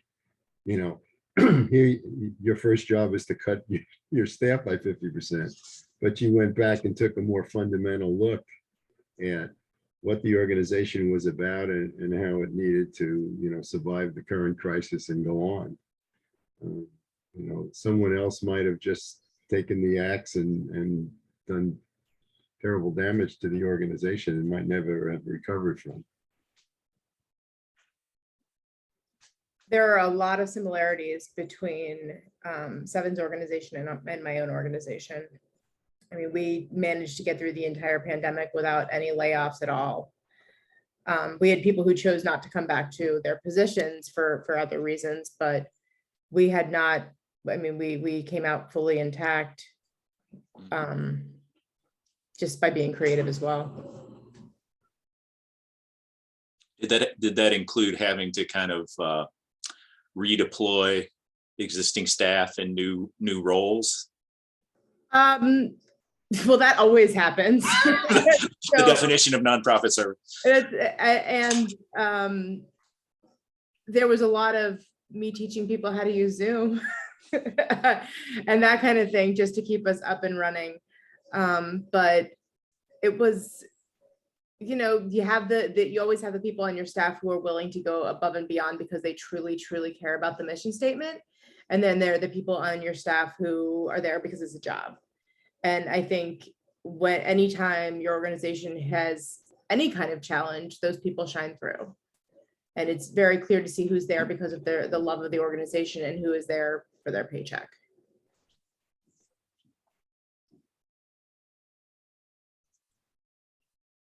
Gabriel, anything you want to highlight? Anything struck you? I don't think anything outside of just what she said that highlight too much. I mean, we've worked with that company actually a couple times at my employment, so we've had a hand-in-hand relationship with them, so we've kind of understood some of what they go through. We have some board members who know theirs pretty well, so. All right. Dennis?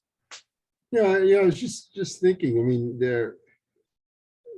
mean, I don't have a large sample, but I think there are two kinds of stories you get sometimes in these crises. I mean, there are some leaders that say the last thing that I want to do is cut my staff. I mean, and Seven was sort of in that position, because of a realization that the resilience of the organization really depends on maintaining a viable workforce and one that is willing and motivated to stick with the organization through hard times and building it over time. And then there are other people that I've talked to that say, well, no, in a crisis, it's my job as the leader to take the really hard decisions. And if there's ever going to be a time that we're going to reorganize and reduce and restructure the staff, this is going to be it. And it's almost like two different philosophies. One is the last thing I'll do is seriously reduce my workforce, and another is, no, I got to recognize that we got to do things differently, and it's going to hurt, but we're going to do it. I mean, that the book that Elizabeth and I are doing, we're sort of looking at more neutrally as a trade-off, that you're going to incur costs no matter what you do, and you need to look at it and how those costs weigh against what you're going to gain. But it does strike me that people go into this with a different point of view, and it revolves around how you handle staff reduction. Yeah. And I think, she situated it in, rightly in that the movement taking hold with the kind of coming around the LGBT issues. Right. An organization that had been around for 35 years at the time, and had really been kind of a backwater nonprofit. And I think this, even though there's risk associated with the new building, certainly, that it's allowed there to be this coalescing of the community around a shared space of importance. And Phyllis, I worry about the organization because Phyllis has become the face. Yeah. And so I'm pleased to hear her talk about succession planning, but I also know that I asked her, what was the board response when you brought it up with them? And they all were like, oh, please don't. We're just hitting our groove. But what you said there I think is really important. I'm trying to remember the phrase she used. It was very catchy, that we're serving ourselves. We are who we serve. Yeah. We are who we serve. And if that's the case, that really puts a different perspective on the whole human resource area and how you deal with the cost structure in that context. Because not every nonprofit is exactly that. It's kind of an ideal sort of type, but most nonprofits have some separation between whom they serve and what the staff is constituted. Jesse, you're agreeing? We are who we serve as well. I was going to say, you That are. was like the perfect. Yeah, I think that's what really separates like a community center like that, as opposed to, a book organization or other kinds of nonprofits, is, a majority of the people who attend our events on the same time are also our staff, because they want to be there. They want to be with these people. Yeah, and in fact, there's a whole stream of theory about nonprofits and their role and why you should perhaps trust them.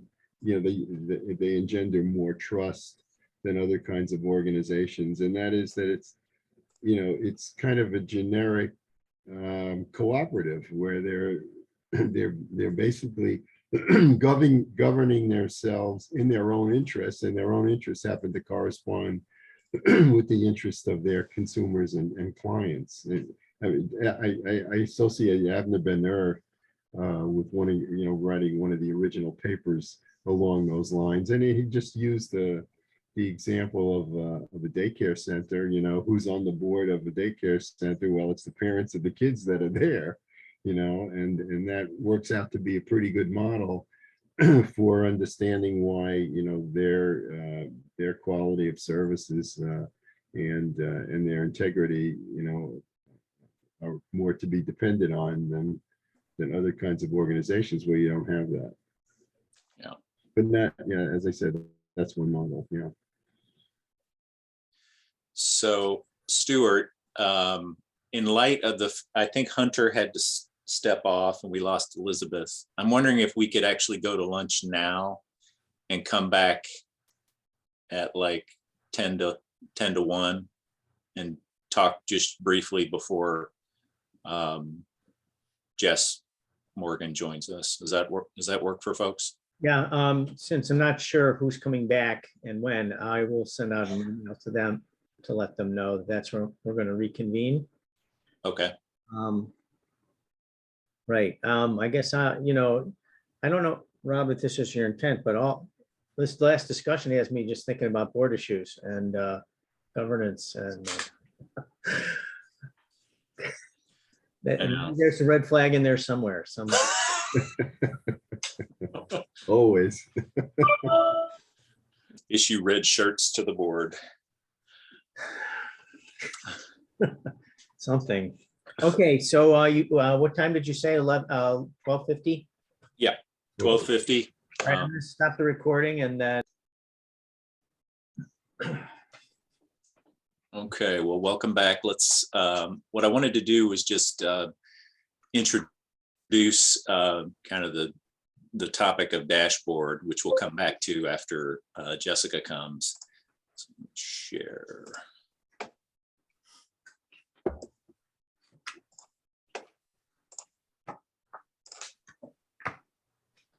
So we left off where we were talking about kind of gauges and warning lights, things we might track as metrics.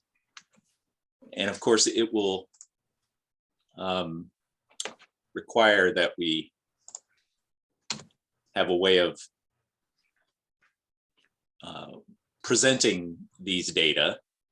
And so I'm sure everybody's familiar with the dashboard topic as a tool that has been widely used, and it's an accepted way for us to kind of keep track of metrics of importance. And I just thought it was interesting to think about the origin of why dashboard. Obviously, it could just be the idea of the car, and we've got a dashboard that we're monitoring. But why do we call those dashboards in cars? And it really comes. It's so we don't get dashed. We don't get hit. It comes from the open carriage, so that we don't get hit with mud and dirt from the animal hooves in front of us. And so, it really is the ultimate kind of protection against unpleasant surprises. So it can't just be a retrospective historical analysis. It has to have meaning for decisions that are being made right now, which also suggests that we actually have to look at it and make meaning from it. And the other kind of cautionary aspect of this work is that dashboards have a way of attracting clutter. They have, everybody wants to add their items to the dashboard. And in my experience, as soon as you get to a 2-page dashboard and beyond, you're trading off between comprehensivity and use. Basically, the more you add, the less use it's going to see. Unless, Gabriel has his dashboard for his work and Jesse has her dashboard for her work. If there are multiple dashboards that they're used at different levels, that can work. But if you think about what a board sees on a quarterly basis, you can't have a 16-page dashboard and expect that people are going to sufficiently engage with that. So, I think we have to build the dashboard with use in mind, and sometimes that's as simple as making it a little more visually appealing than just a table, an Excel table. You'll see versions that are more like infographics that really, pop, and lots of color and those sorts of things, and using, shading for red where we're out of our zone of on some metric, or green, things are green or yellow. So, there's ways we can make it a little more engaging for leadership. But the other thing is that I think we have to accept is that it really does, the dashboard alone doesn't tell us how to react. It is a tool that informs decision-making, but it really is just reflecting what is. So in the car, you can choose to ignore that low fuel light. You can choose to ignore that service engine light. That is your option, but you are accepting a certain amount of risk with those decisions. And if you're like me, sometimes you get a code in your car and you don't know what it means, and you have to go to the manual and look it up. So a lot of times, an indicator may tell us something and we honestly don't know how we should react to it. So there's some vagary in this as well. So I thought this was an interesting example of just from a call center and the kinds of things, that metrics that you might be tracking as a manager. So think like this is from a retail example, but it could be from a 211 call center or a resource and referral call center, that kind of thing. Tracking things like how many calls per agent per hour on the right-hand side, what's the average call length, call abandon rate. So how many times do you have people in the queue who drop out? What's the average wait time for people to get to a person? How many calls are active at any one time? So all of these are measures of volume of activity. And they've got order conversion rate on the right. How many of those calls actually lead to an order, which for us could be a registration for some activity or an enrollment or something else. But what's also useful here is you see, at least on the middle two big dials, a place where it says company average, so our organizational performance average, and then what has been deemed the industry best practice. So you can see on the average calls per staff person per hour, we're above the industry best practice, and we're close to our own average. And on the average call length, we're substantially below the industry best practice and close to our company average. So here's a place where we might want to ask ourselves, we're taking more calls, but we're not having a very deep engagement. And for me, this relates to almost every service activity that we do in the nonprofit sector. It's almost always about engagement. How do we engage our clients initially, and how do we keep them in a relationship with us, whether it's accepting more visits in home visiting, attending more after school sessions, repeat donors, all of those things. It's about sustaining some engagement. And so we have to, looking at a single indicator sometimes is helpful, but also looking at, in this case, a pair of indicators where obviously, if you shorten your lengths of service, you can serve more people. And if you lengthen it, you're going to accept that you're going to reduce your service volume. So this is a practical decision that we make programmatically and in leadership. So I see Jess Morgan is here. Sharing. Hi, Jessica. How are you? I'm good. How are you? Very good. Welcome. It's good to have you. Thank you. It's good to see everybody. So we've been talking the last couple hours about nonprofit resiliency, and we heard from Seven Harris at the LGBT Center earlier, as you know. So we're excited to hear your comments and think.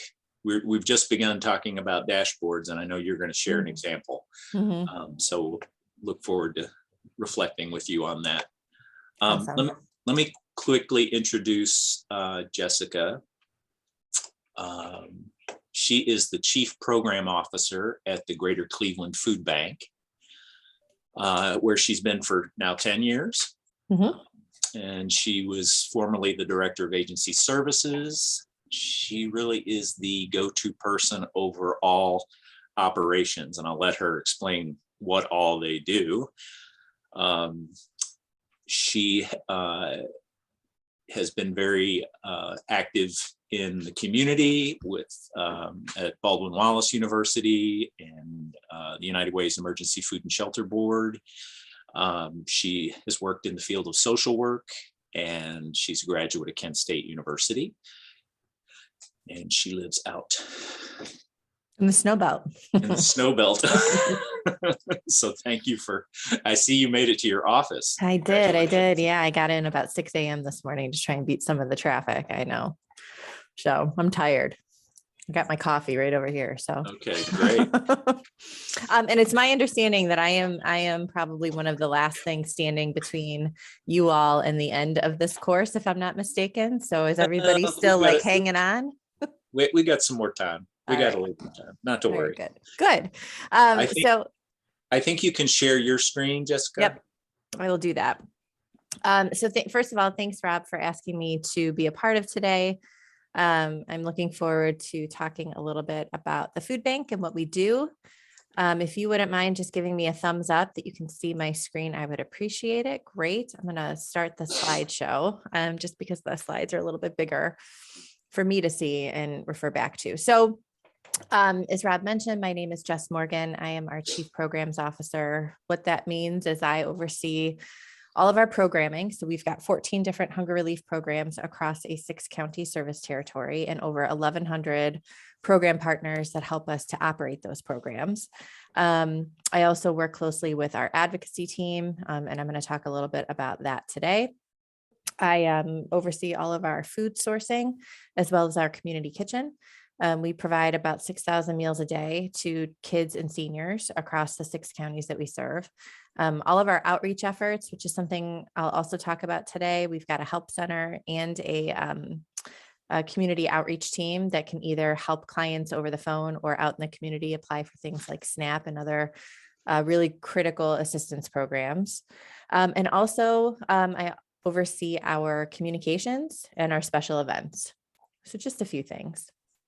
But I've been at the food bank for 10 years and really enjoyed working with Rob a couple of years ago on our strategic planning process. And he was able to bring us a lot of insight to measurement criteria and how we utilize data to help us make impactful and informed decisions. And that has never been more true and accurate for us than in the past couple of years. So what I thought I would do first is just talk a little bit about the food bank for those that are not familiar. Has anybody been to the food bank? Rob has. You've been there. Okay.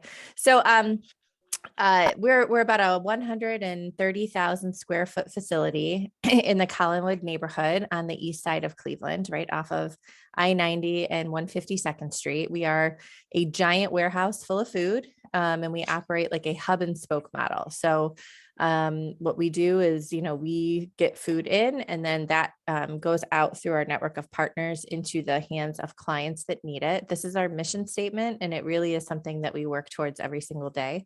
I've never worked for a more mission-driven, value-focused organization than the food bank, and it truly is something we live and breathe daily. So this is just kind of a little chart that shows how our operation works. We access donated food and money. In some cases, we also purchase food, and we also receive federal and state commodities. I'll talk a little bit about that in just a moment. When we get those things, they come in. The food donations are sorted by volunteers. The financial donations, of course, allow us to purchase food and other items. And then they are stored in our warehouse and then distributed to the community. We pre-pandemic, you'll hear me talk a lot about pre and post pandemic today, but pre-pandemic, we would have upwards of 21,000 volunteers a year, which was the equivalent of 44 full-time staff members that would help us to repack food, sort food, put emergency boxes together, put senior boxes together. That looks a little bit different now. And we definitely had some help from the National Guard when the pandemic was at its height. So right now we're just working on recuperating those volunteers and welcoming them back into our facility. I mentioned our network of partners. We've got over 1,100 across 6 counties, and these are just a couple of the hunger relief programs we offer. We do after school feeding for kids. We do a backpack program for children at school. We've got summer programs. We've got produce distributions, and we are always looking to kind of enhance our work and using data to help us do that. Our help center, which is kind of unique to food banking, we have the largest nonprofit call center focused specifically on food resources in the state. And we've got people who are on the phone ready to assist individuals apply for SNAP and other benefits. And then we also have a team who are out in the community at community events, helping people connect to food resources and other critical resources that they might need, like Medicaid or childcare resources, all sorts of things. And then we're serving about 350,000 people across our 6 county service territory. That is an unduplicated number. I actually don't think that is the full unduplicated number. I think that we're probably serving a little bit more than that. But that's the number, that's the best number that we have at this point in time. And we know that there's about 550,000 who are eligible for our services. And so one of the things that we constantly focus on is that gap of people, who they are, where they are, and how can we reach them. So I'll just pause and see if there's any questions about what we do before I move on. Please jump in at any time if you have a question. Jess, did you say 14 program areas? We do. We have 14 different program areas. Okay. Yep. Just keep that in mind. Yep. And the buckets are really emergency feeding, which are your food pantries, your hot meals, your shelters, kids programming, senior programming, and then kind of this new niche field, our food is medicine work. So we work with healthcare organizations and partner with them to help provide food to low income patients who have diet related health issues like diabetes or hypertension. And then we have a really robust nutrition education program as well. Dennis, go ahead. Is there a statewide federation of food banks? I know some states have them, and there's probably a national organization too. I was just wondering what your relationship would be. That's a great question. So there's both. Nationally, we belong to Feeding America, who is kind of the national umbrella of food banks across the country. Nationally, there are 200 food banks that all report up into Feeding America.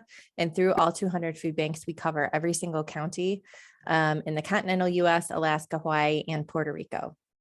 And each one is different. You know, we always say, if you've seen one food bank, you've seen one food bank, because, you know, we learn a lot from each other and we're not competing with one another. And so we're able to really learn and adapt programming and ideas for our respective service territories. Locally in the state of Ohio, there is an association of food banks. It is not the norm. So every state does not have a food bank association that helps to support them. We are very lucky in the state of Ohio, and they help us do a couple of things. One, they help us advocate. They're a huge, they will go on the Hill with us to DC. They'll advocate with us locally, nationally. they're a force and just so knowledgeable, and they really help to tell our collective story statewide about who we serve and how we do it. But then they also help us acquire funding and food. So we have a line item in the biannual state budget for food, specifically sourcing food from Ohio farmers in the form of produce and other shelf-stable items. And they help us to advocate to get that funding in the state budget, which is it's critical. Those dollars are critical.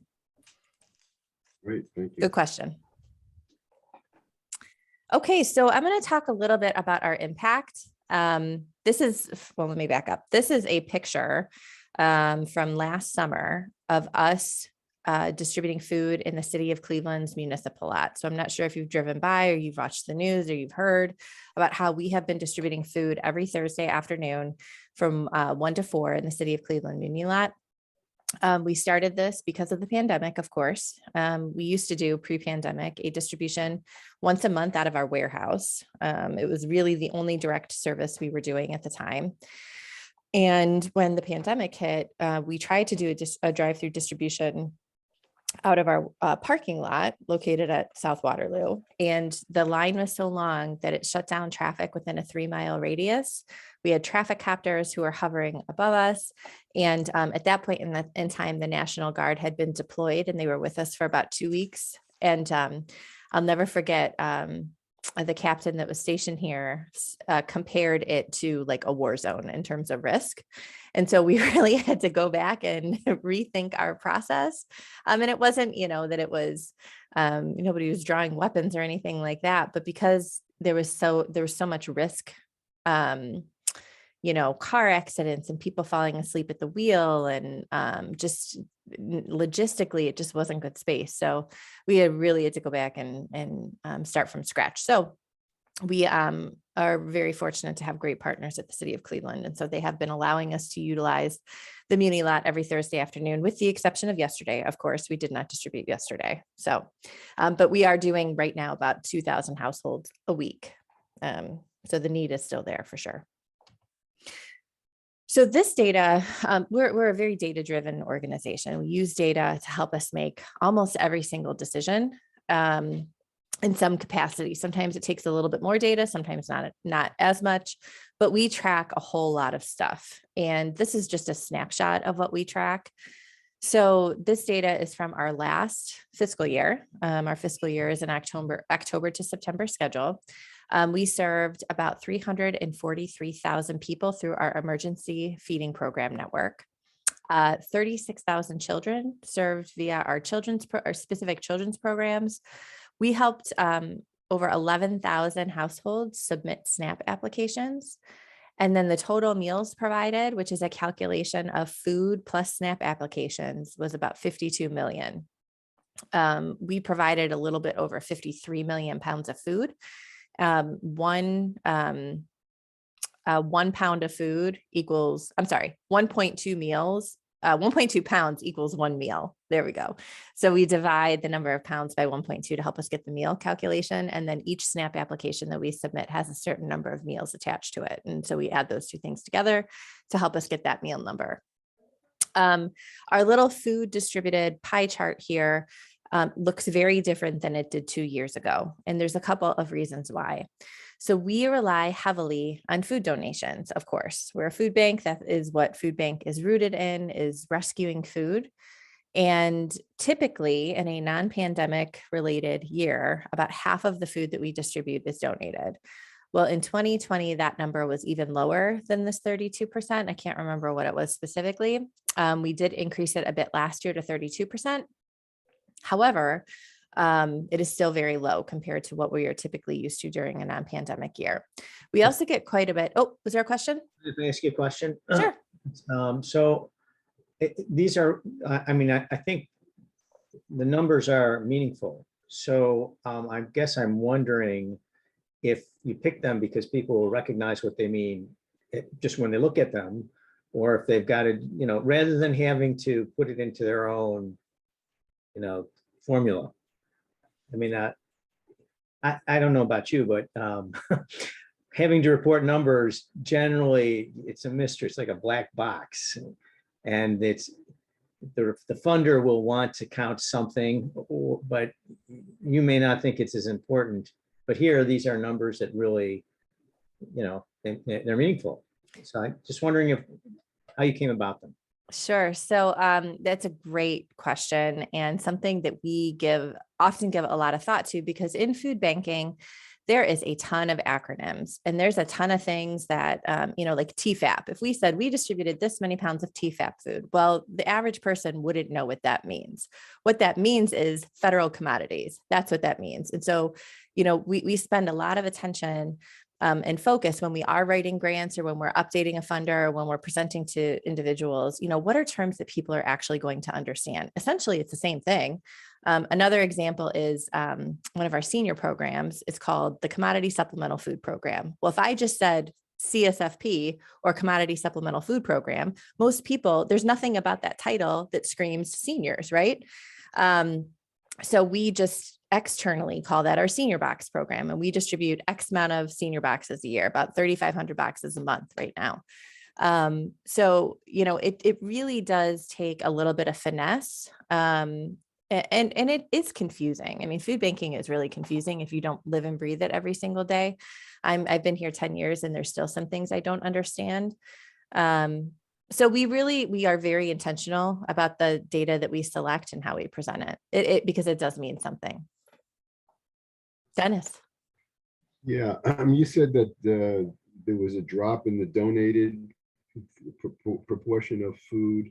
Is that part of a secular trend, or is that a drop because of the pandemic? And if it was, is that because the restaurants were closed and those are your main donors? I'm just wondering. Sure. Yeah.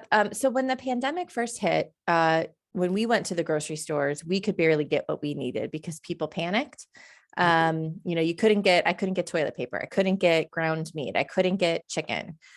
So because shelves were bare at the grocery store, grocers and vendors didn't have a whole lot to donate to food banks. And so food banks across the country kind of saw this plummet. Mhm. We recovered a little bit last year, but something that we're faced with right now is just general supply chain issues across the board, in a number of ways. One, product availability is still an issue. Not as much as it was in 2020, but it is still an issue. The cost of product has gone up significantly. In addition to, if you think about soup cans, the labels that go on those soup cans has gone up. The aluminum to put the soup in has gone up, which is causing the price of the product to significantly increase, but also freight. So, we're shipping product from all over the country. And so freight has significantly gone up. So when we talk about generous community support, we really try and hit home those supply chain issues, because we do this 22% right here that you see in a typical non-pandemic year. We purchase about 10% of the product that we distribute. In 2021, we had to purchase 22% of the product that we distributed because donations are down and federal commodities are down. Mhm. So not only do we have to source more product, it's more expensive. So when we're telling stories to funders, we're also trying to illustrate that, which is why this pie chart is so important for us to break this down every year and really track that data. So just to follow up quickly, if I were in your driver's seat, I would probably want to see some trend lines as well for those proportions. To try to discern what's happening, because it's an over time kind of development. It absolutely is. So we actually have that. I just didn't include it on the Oh, slide. Okay. We have it going back actually to 2018, because it shows how strong donations were 2018 and 2019. And then, it shows you mid-year 2020 that like that March, April time period, how fast it plummeted. And then just, it's not recovering to the extent and the pace that it would be in a non-pandemic year. But that's a great point. I mean, those trend lines are critically important. In fact, in one of my, when I talk about a dashboard that we put together as a result of the pandemic, we do have a couple of trend lines on there. Great. Great questions. So from October of 2020 to September of 2021, we served nearly 1 in 5 people across the 6 counties that we provide food to. So again, about 343,000 people. And we find that using graphics like this really helps to kind of qualify some of this quantitative stuff, which can be hard to swallow. And so, graphics really do help tell the story. We try and incorporate those as often as we can. So this eye chart is the number of households that we have served weekly in the city of Cleveland municipal lot. We have found this particular data set incredibly helpful for a number of reasons. One, it just shows the impact in kind of a albeit crammed but visual way. But two, all these little boxes right here kind of show why there's these peaks and valleys. So I'll go through this quickly. The gray bars over here to your left, these are the number of households that we provided food to when we had our monthly produce giveaways at the South Waterloo facility pre-pandemic. These two blue bars right here are the first 2 weeks of the pandemic. So the week of March 19th, Thursday, March 19th and Thursday, March 24th. This is when we did drive-through distributions at our building and when we shut down traffic in a 3-mile radius. And then the first green bar here and all of the subsequent green bars are distributions that we held in the city of Cleveland Muni Lot. So you'll see kind of this peak right here. So this is, if you can't see that date, that's April 9th. Of 2020, this 3,500 household number. We served about a little over 3,500 households that week. That was kind of our peak. And then what happened, and then you'll see those numbers kind of drastically go down. That's when the first stimulus checks were issued. So unemployment, was somewhere around here, these first two blue bars. My husband was affected by the mass unemployment of 2020 when the pandemic hit. He's a recruiter. And when people aren't hiring, it kind of, doesn't leave a whole lot of work for recruiters. And so he lost his job within a matter of days. So that affected our household greatly. So the first stimulus checks come out and you see this kind of need go down. And then it valleys here. You'll recall that this was when the murder of George Floyd occurred the summer of 2020, June 4th of 2020, and the city of Cleveland had downtown curfews. So people just weren't leaving their home. And that was that day specifically. So then it starts to go up a little bit. But then you see this increase in July of 2020, and that's when the expiration of the extra $600 a week in unemployment benefits went away. So we saw some increase, and then it kind of held steady. This giant bar right here was our Thanksgiving distribution where we served 5,000 households. Thanksgiving is always a busy time at food banks. And then we see it kind of level off and go down again. And that's when the second stimulus check came out and extra unemployment of $300 a week was put into effect. The third stimulus comes out at the beginning of March of 2021, and we see the numbers kind of go down again. And then we see the child tax credit payments begin. Those began this past summer in July. And then it was really holding steady until the holidays. And we've been seeing an average of about 2,000 households per week. We are tracking very closely the child tax credit. While it began in July, it ended in December. So in January, individuals did not get that benefit. So what we're doing is we're tracking very, very closely the impact of not only this distribution, but also our network of partners and the number of people that they're serving. So we have found this slide very helpful. It helps, I think, tell a story. Storytelling is very important when you share data, and being able to explain it and some of the variations is critical. So I'll pause and see if there's any questions about this slide before I move on. Dennis?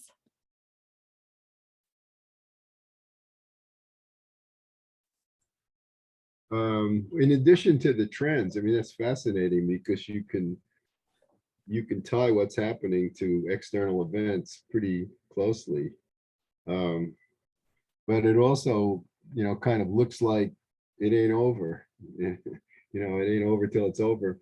I mean, if I look relative to the pre-pandemic, your level of activity, the demand for your food services is still much higher than it was before. Yes, it is. It definitely is. And Is that a new normal for you, or you think that it's still time for the? Well, Yeah, I don't think it's interesting to find- yeah, I don't think it's sustainable that we're in the muni lab forever. You know, we had the National Guard with us up until July. And so every single distribution we had up to, you know, 50 to 60 soldiers. And it's a logistical, I don't want to say a nightmare because we've got it down to the science now, but there are a lot of logistics that go into those Thursdays. And from, you know, the ordering of the product to getting the product down there, to setting it up, to training volunteers, to the actual distribution itself, and then to the cleanup of it all. I mean, it is a 12-hour day. Mhm. So, it is, you know, we live in Cleveland and it's wintertime, and the thought of canceling doesn't make us feel good. So we've had to cancel twice now this month, or twice in the last 3 weeks, I should say, because of weather and just being too cold. So it's just not sustainable. And we know that we can't be there forever. We are going to have to transition out of the muni lot, and it's likely going to be this year. Mhm. What we did do is, because, you know, it's 2,000 households a week. So if and when we stop, where are those 2,000 households a week going to go? Now, again, we do have a network of partners who are open and serving, but that's a lot of overflow. Like, I think about, you know, like a pool of water that you just dump more water into and it overflows. Mhm. So what we have done is we've opened up a pantry. The food bank has opened up a food pantry in the city of Euclid, to help with some of the overflow. Our goal is, you know, to kind of complement what's happening in that community. We used a lot of data to help us make the decision of when we're open, and how, you know, and how long we're open for. But that way, you know, when we do stop, we've got kind of this, okay, well, we might have stopped here, but we're providing service over here. Yep. Can I just follow that up for a second? Sure. Because it sounds like you're analyzing this as a supply issue, and you've been able to expand capacity to meet that demand, as opposed to somehow it's a demand issue, and once the pandemic is over, you don't necessarily think it's going to go back to those lower levels that you saw before the pandemic. It was just that before the pandemic, you just weren't meeting all the demand. Is that your analysis? And how would you tell the difference? You know? Yeah. Yeah. One thing we track is number of new families that we've served. So we're serving more new families now than we ever have before. Out of that 343,000 number that I shared on the previous slide, about 87,000 of those last year were new families. So families who had never visited a food bank hunger relief partner before. So I do think, you know, whether it's a wash or whether it's one or the other is yet to be determined. I don't think that we have enough data to tell us that yet. I think we need a couple of more years under our belt of this kind of post-pandemic era to give us some sort of inkling of, you know, what, you know, the before and the after. What I could tell you though, is that we will have to tweak our programming to meet people where they are. A lot more individuals, they want convenience. They want less contact, but they still want choice. And so, you know, as we go into a strategic planning year, we're going to be talking a lot about that and how we continue to meet clients where they are and provide them with the dignity and respect that they deserve when they visit a hunger relief program. Thank you. Sure. Great questions. Jess, I know for me, it's always really helpful when you all have talked about kind of the regular, the normal service use that you see at pantries. Is it 70% of the people you serve only come 3 or fewer times in a year? That is accurate. Okay. Yep, So that's accurate. So most people are pretty episodic users. And then you have a small group that are routine users, monthly, multi-times month. So much deeper need. Yep. Thanks, Rob. And so this graphic is from one distribution point, a very major distribution point. If you look at these same data across pantries during the time, did you see these same up and downs? No, so it's actually very inconsistent. Some programs have had a steady increase. Some have had these peaks and valleys, and some have had a steady decrease. And we're not really sure why. I mean, because there's really no rhyme or reason to, location or area, because, you know, take Lake County, Madison, Ohio. We've got 2 food pantries in Madison. Both have been open during the pandemic. Both have increased their hours of operation. Both have been available and stepping up and doing more. One has seen less people and one has seen more people. And they're about a 5-mile, and they're both in relatively suburban / rural neighborhoods. You know, their neighborhoods are very, very comparable. They're in walkable distances from people's homes. It's just so interesting. And I wish that we could pinpoint, you know, I think that that our distribution, you know, we just have a lot more brand recognition and awareness around it. The media, you know, Channel 3 literally looks over the Muni lot. And so they'll just come down and bring a camera, you know, on any given Thursday. And I just think that there's a little bit more awareness. And so it's getting more, you know, this space is getting more people. Some might say we're stealing clients from other food pantries. I hope that that's not the case. You know, we want them to access food resources whenever and wherever they need it. So it's really interesting. Actually, it is interesting because the different ways it can be used that you intend and don't intend. So on the one hand, this is kind of like the external environment's use of your services. So you can use that to make the case of engagement. And so it is history. But since, you know, we just went through a pandemic, kind of a catastrophe, those are unusual circumstances. How might you use it in the future? Is that a legitimate question? I don't know. Yeah, I think it's a legitimate question. I don't know that I have an answer for you yet. We do a lot of client surveys, you know, so sometimes just that qualitative response is more important to us than the quantitative response. And so we do a lot of client surveys. We've done some focus groups. We've just tried to better understand what clients want to see now.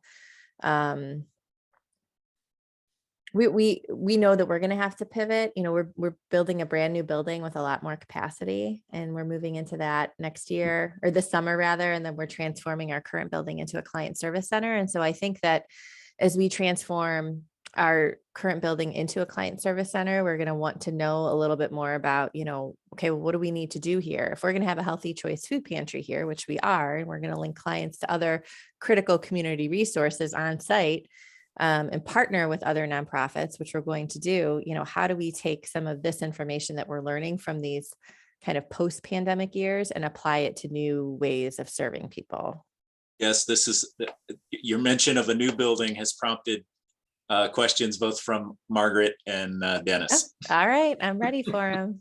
Actually, I thought of that, but I have a different question. Oh, okay. All right. It sort of relates to my first question is, do you get any help or perspective from your state or your national association in terms of comparing what your data has been to what theirs is telling you, you know, just in terms of what the trends mean, or whether what's happening in your situation is typical or atypical of what's happening nationally? So there are some trends that are national. One is the donated food issue. That's national. That's across the board. Something else that is national is new families served. So there's a number of food banks who use the same software, which is really, really helpful when you're trying to tell data, especially with such a large population.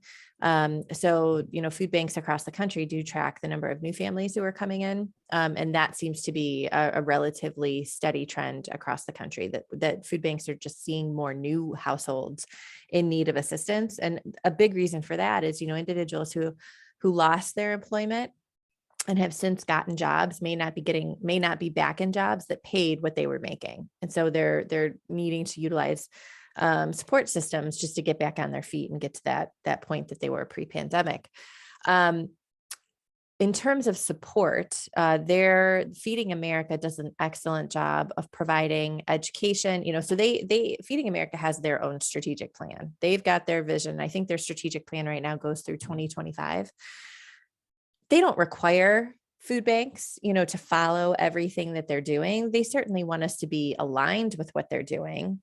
But because we all serve such different populations in different parts of the country, and there's so many different factors that play into that, I think about in Alaska, for example, there's parts of Alaska who have to have their product planed in. The plane has to fly and land on ice in order to bring pallets of food to people in parts of Alaska that need it. So there's just so many variations of food banks and the work that we do. Our goals have to be a little bit different. Some food banks are a little bit more progressive thinking. I like to think that we are.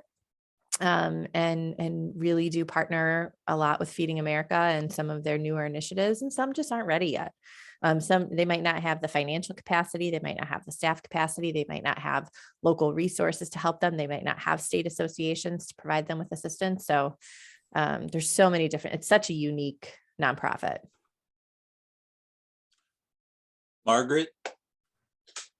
Thank you for all this information. I had two questions that were related to the things you've been talking about just a moment ago in terms of your advocacy. So on your web page, I see that you've got information about advocacy and some of the things and policy initiatives that your organization is encouraging advocacy around and moving in that direction.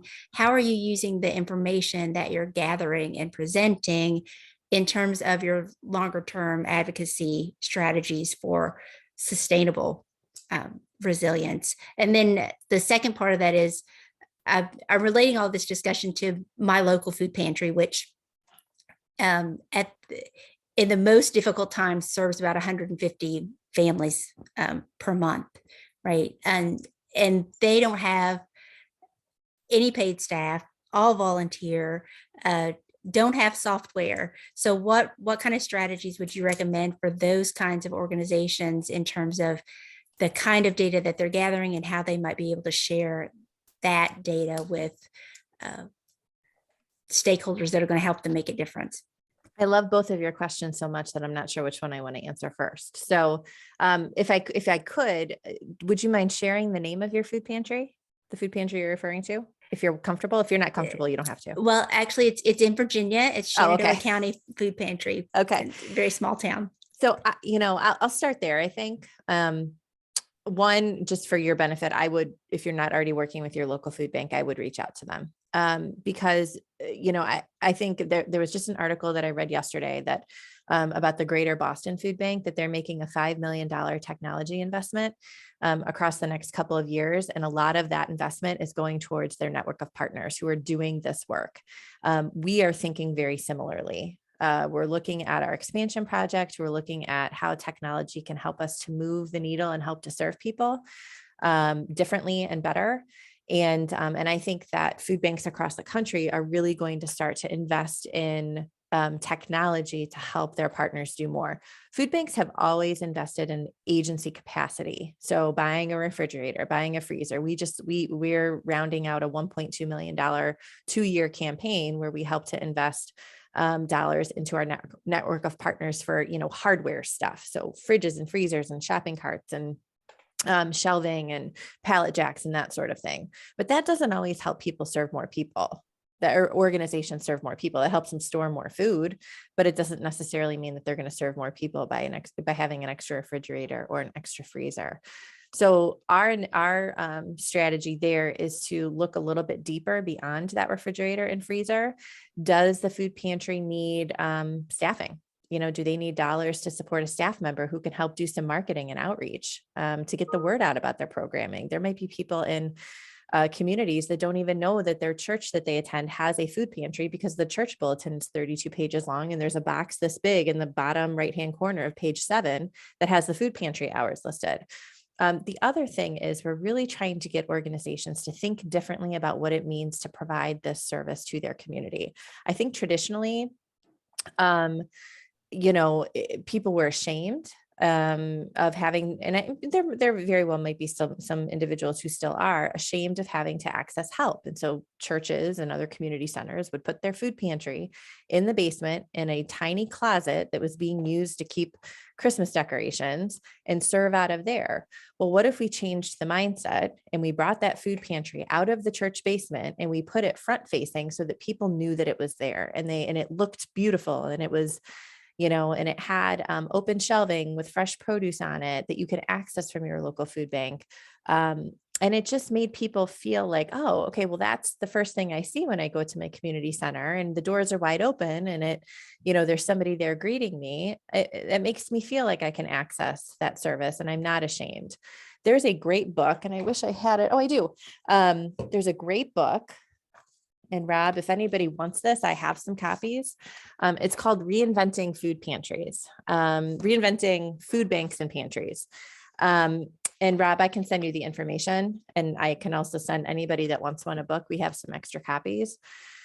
There's kind of this national best practice movement, and this is written by somebody who works at a food bank, about, thinking differently about what it means to serve somebody, making investments beyond the refrigerator and the freezer, like I mentioned, and just trying to figure out how you serve the whole family, how you use things like trauma-informed care to better understand what families are going through and how, past trauma or current trauma is impacting their life. I get excited about that stuff. That's my previous social worker background, kind of coming out in some of this work. So that I don't know, Margaret, if that answers your first question, but I'm very passionate about that subject. So I love that answer, and it resonates so strongly with my experience with our local food pantry. And I put in the chat, I'd love a copy of that book, because that reimagining the way that we provide that service, I think, is something that would be very beneficial in this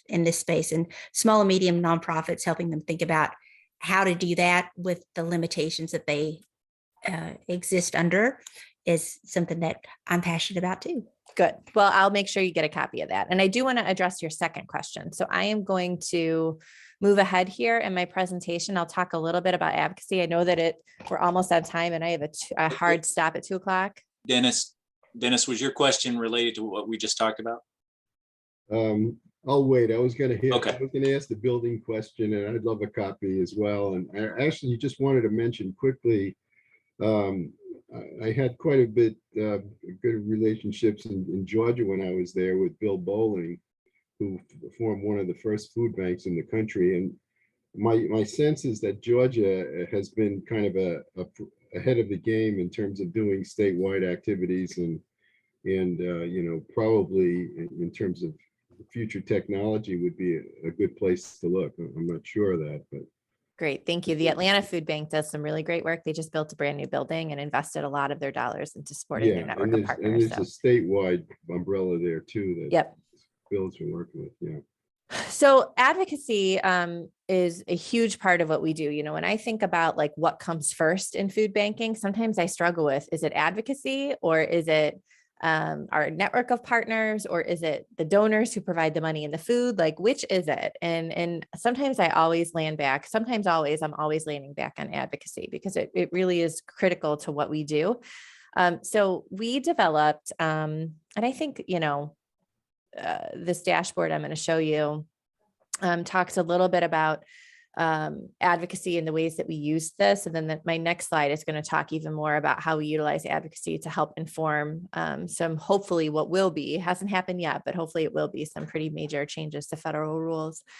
So this is a snapshot in time. This is not current data. This is from June, I think, of, well, this is, I actually don't know when this is from. I don't know if my bar up here is blocking the date. Hang on. Yeah, I think that this is from June, if I'm not mistaken, of 2020. Yeah, June of 2020. So what we started to do when the pandemic hit, we've got a database called Pantry Track or Fresh Track that helps us to get a lot of the numbers with regard to people served. And then, of course, we've got an internal inventory database that helps us to track poundage and programmatic closures and that sort of thing. So, in June, we were tracking, where our partners were closed, which is this box right here. I don't know if you can see my mouse hovering, but this box right here. We could filter, we use Tableau. So I don't know if anybody's familiar with Tableau. Rob, I know you're familiar with Tableau, but if anybody else is, it's a great tool. It's free. We use it all the time. We were able to track where new families were coming. So the larger the circle, the more new families had visited that particular program partner. This big circle right here is our muni lot distribution. It is the biggest distribution out of our whole network of partners and still is. We looked at inbound product, so product that we were getting in, and what that percentage was like. We looked at the pounds received by particular groupings. Here's a great example of that donated product issue that I talked about in 2019. In June of 2019, about 47% of what we up until that point year to date was donated, and in year to date 2020, it had dropped to 22%. So you could see that kind of year over year impact. Dennis, here's some of your trend lines that you like. This one's looking at our weekly distribution trends, 2019 over or 2020 over 2019, and what that looked like on a weekly basis. We also measured, how many weeks of food we had on hand. So if we couldn't source something, if the supply chain broke, we were making sure that we had at least a month's worth of food on hand in our warehouse that we could utilize at any given time. And then we got a little bit more granular with, the different types of programming, how much food we had available for each of those programs. Not all of them, but some of them. So how many backpacks we had available, how many emergency boxes we had available, how many were on order, how many we had distributed. We were looking at our muni lot distribution. We were looking at SNAP applications. And then one, I don't want to go through all of this, but one box that I find still very, very interesting. This is the number of new families served. So here you've kind of got this yellow line from 2019 that shows very, very, very gradual growth throughout the year. And then 2020, how it spikes in March and April and remains growing in June. So we still look at stuff like this. We'll still pull up these sorts of line graphs to show that growth. This green box right here has some of our confidential financial information. So I didn't, shouldn't be releasing that. We were very well supported by our community and still are during and have been during these past few years. That would have appeared in your financial report, right? Yes, it would have. Okay, because I think the slides were already shared. So. Oh, okay. So yeah. So if you got slides that had our financial information in it, I would just ask that you not forward those to anybody, and please just keep them to yourselves. I realized that, Rob, after I sent it to you. I was like, I probably should have. But yes, all of our financial stuff is in our annual reports and on our website and in our 990, and we're very transparent. But this was meant to be like an internal document. And so I was like, well, I'll just hover over that. So how are we using data for advocacy? I think that this next slide is really helping us to talk more about that. Why isn't it going? Let's see here. There we go. So some of our children's nutrition programs, two of them specifically, are funded by the USDA, or funded by the federal government. Those dollars filter through each state's Department of Education. And then we get reimbursed by the Ohio Department of Education for the number of meals that were served to children. So I'll give an example. We have pre-pandemic, as this chart illustrates, we had about 107 summer food service programs that we would provide meals to. We are a sponsor and a vendor. So we've got a community kitchen where we make the meals ourselves. We bring the sites on, they apply through our program, and then they get meals for free. So they will market, their meal time. If they're a summer camp, for example, at a church, they can get meals from us for their summer camp, and then kids come and eat those meals. And then they submit to us how many children ate, and then we submit that number essentially along with a whole bunch of other stuff to the Ohio Department of Education each month for reimbursement. The summer program is a 3-month program, and then we transition to after-school feeding. After-school feeding runs September through May, and summer is June through August. But essentially, both programs are very similar in how we submit for reimbursements. There's a couple of differences with the program models, but they're very, very similar.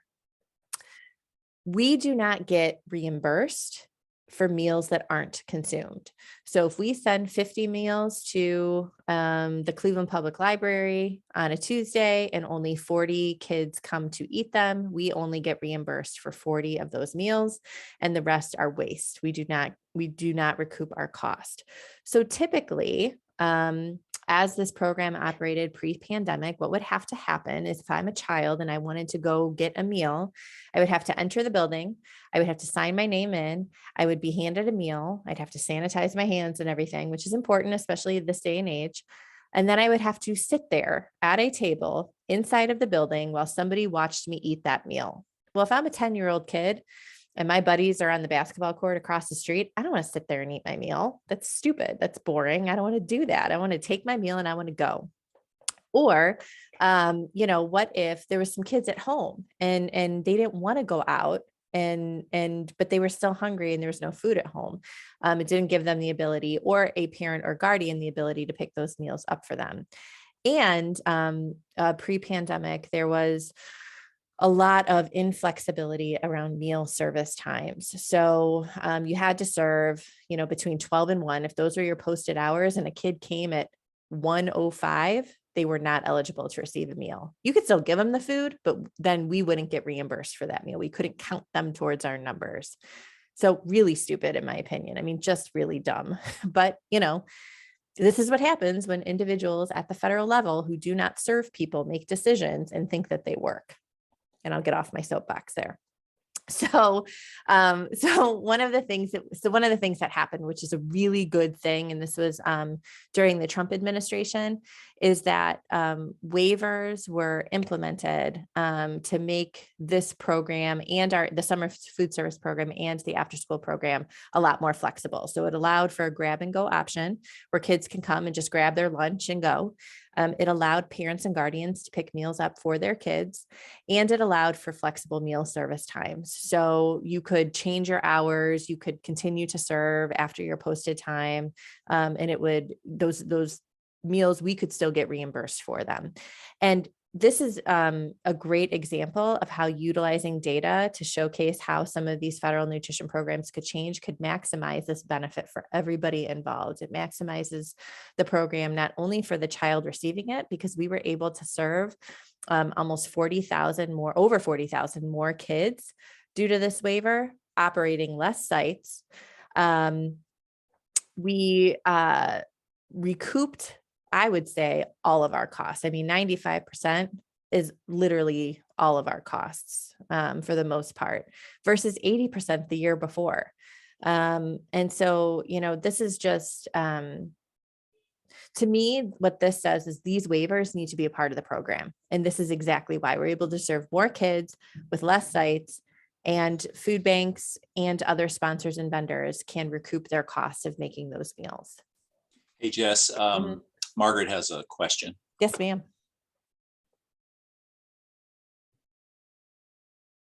Margaret? Yes, sorry, it took me just a moment to unmute. That's I was just quickly, this is very very logistical question, but the food pantry that in our community, and also our weekend backpack program, again, are tracking all of these things on paper, all of them that you're talking about. So I'm wondering, I've noted you mentioned Pantry Track. I didn't know if there were other low cost software programs that you would recommend to get people started in being able to track these things digitally. There's virtual case manager, which is one that I've heard some food pantries use. All of the food pantries in the state of Ohio use Pantry Track. It is a software that's actually now being managed by Feeding America. And I think the goal is to roll it out even more nationally. I know for a fact that there are food banks in Virginia that use Pantry Track. And because I was at a conference one time with, I can't remember which food bank, but I know that it can be used, and it does have to be approved by your Jobs and Family Services office. So I know that the state of Virginia has already approved that. So again, if you're not already working with your local food bank, I would look at working with them, because if they're not using Pantry Track, they might also be able to share with you what they're using. Likely it's a requirement at this point. We used to be all paper ourselves. When I joined the food bank, myself and our director of IT went down to the Mid-Ohio Food Bank in Columbus, where they piloted Pantry Track, and we adopted it, and it has grown significantly. So there's so much to be said about going paperless. It's a necessity. Yeah, I agree. Thank you so much for the recommendations. I'll share. So we plan to advocate the heck out of this. This year, the Children's Nutrition Initiative is up for, should be up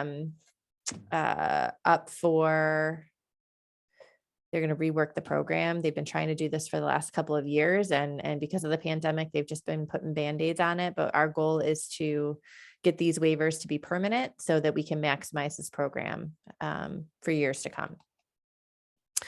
So then long-term, I talked a lot about short-term stuff, but long-term, I mentioned before that we're an organization that lives and breathes by strategic planning.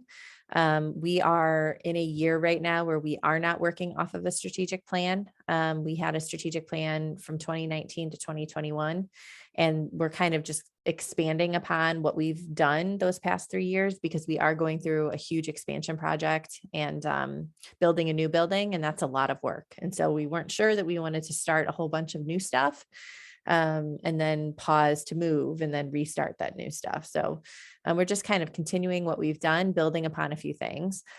We definitely want to use data for continued advocacy. I think that was illustrated, but how we can help some of these federal programs, even if they're not related to food distribution. The child tax credit was one where the vast majority of people who received the child tax credit used it to pay for things like food, daycare, rent, mortgage, which pulled something to the effect of like 17 million children nationally out of poverty for the months that child tax credit was issued.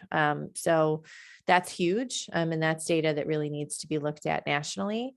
But I think one thing I didn't talk about a whole lot today that has a ton of value, no matter what type of service a nonprofit is providing, there's a client accessing that service somewhere. And getting their feedback about that service is crucial. Doing client surveys, doing focus groups. We just launched this past year a client experience committee, a panel of clients who either receive food from a hunger relief program that we offer and or are on SNAP. And we use their feedback in a lot of different ways. One example of this is for our expansion project. As we build this client service center, we had a conversation with them. We've had several conversations with them about what they want to see here, what's important to have here. We know what data tells us nationally about the types of services we should be providing, but what do they want to see here? They live in this community, they're accessing the services. What do we need to think about? So a lot of their data has been built into those initial plans. And that's all I got. That was a lot. It was a lot. Okay, I know you just have a couple minutes before you got a hard stop, but I do, but I'm happy to answer any questions. I actually have 2 minutes. Okay, Dennis. You're on mute, Dennis. Oh, you're muted. Yeah, this has come up a couple of times. So thinking about your planned expansion. So how is that going to change your cost structure? And B, how does this juxtapose about what might happen in the future? And I'm thinking, looking at your graph, maybe you go back to another normal that looked more like pre-pandemic and a lower level of demand. Or maybe the opposite happens and we get federal legislation that allows you to serve a lot more people. Are you concerned about that expansion? How did data influence that decision, and what are your concerns? So I don't think we're ever going back to normal. I think that we have entered a new normal, and hang on one second. I'm trying to email this guy and just tell him I'm running a few minutes behind, which is okay. trying to do two things at once. Sometimes it doesn't Same. always work in my favor. And so I think that we have to stop thinking about what used to work pre-pandemic. And I think we have to start thinking about what's going to work for the future. And I don't think that we have all those answers now. A few things that we have realized are, people don't want to be in a crowded room. Even if and when this pandemic stops, which I think that we're all hoping that it will, nobody wants to stand in line at a food pantry anymore. It's just not the way of the world. People either want to drive through, or curbside. One of the things we'll be piloting this year is actually an online ordering system for people who are visiting our Euclid pantry to see if they will, if they would benefit from that. I love curbside. I hate grocery shopping. It's my least favorite thing to do in the whole wide world. I absolutely despise it. And I just, with kids and a busy schedule. And so for somebody who is visiting a food pantry, they're juggling probably a lot more than I juggle on a daily basis. And so how can we make that experience easier for them while still giving them the dignity and the respect and the choice that they need? So we are launching an online ordering system this year. We're going to pilot it, see how it goes, and then see if that could be incorporated into our regular programming. See if we can kind of launch something, develop it, and then roll it out to our network of partners. Regarding your financial question and how, how our expansion might have financial implications in the future, it's a big project. It's a $57 million project. The philanthropy community has been incredibly generous to us, and we have built in some programming costs over the course of the next 5 years into that campaign. So that will give us kind of a little bit of a cushion. We're also going to be operating 2 buildings. And that's expensive. Just to operate our South Waterloo facility, just to keep the lights on and the heat going and the air conditioning in the summer is about $600,000 a year. So we will be charging rent for any tenant that's here. Our goal is to bring in other nonprofit partners who could be co-located at this space. And we will be charging them rent, market rate. So because we do have to have both things be sustainable, and we just have to be really smart about that from the beginning. I know we're going to run out of time. I wonder, Margaret, did you have a quick one? I'm just very thankful for the information, and I haven't connected with my food bank in a little while, so you really inspired me to go back and check in on those folks and see how they're doing, and hopefully share some of these ideas with them. So thank you tremendously for that. You're welcome. All right. Well, I want to say thank you, Jess. It was wonderful to have you. Thank you for making time for us, and good luck getting home. Don't stay too late tonight. I'll try not to. I'm going to try and get out of here by 4 o'clock. But if anybody does want a copy of this book, even if you're not a hunger relief person, and you just want to learn a little bit about the trends in food banking and food pantries, Rob, if you want to send me email addresses, I can connect directly with them. Okay, I can do that. All right. Thanks, everybody. Happy right. Friday. Thank you. Congrats on completing this course. Rob's awesome. Hope you enjoyed it. Thanks, Jess. See you later. Bye. Thank you.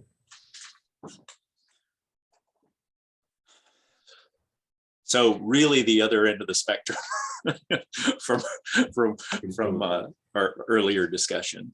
I sit on the measurement committee for the food bank, and they have a group of external and internal folks.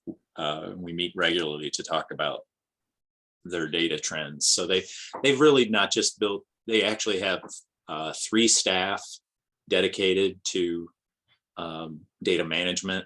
They've really invested from 6 years ago.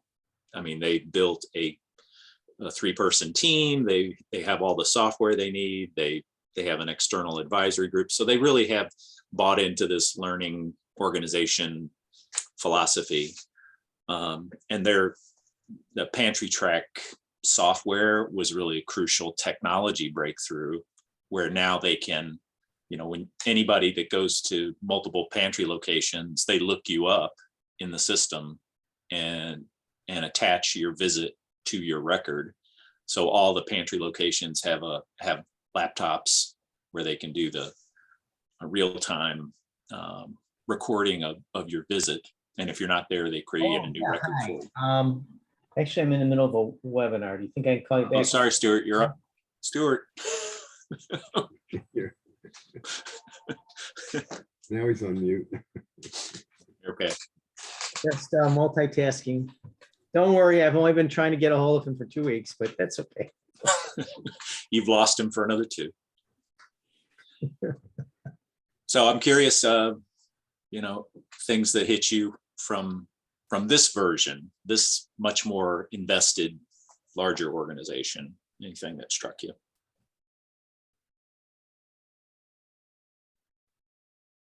Yeah, I guess one thing, I mean, they're very sophisticated and they see how, they can use data to make adjustments. I'm still wondering about, how their data or how they plan to use their data to really, anticipate the unknown.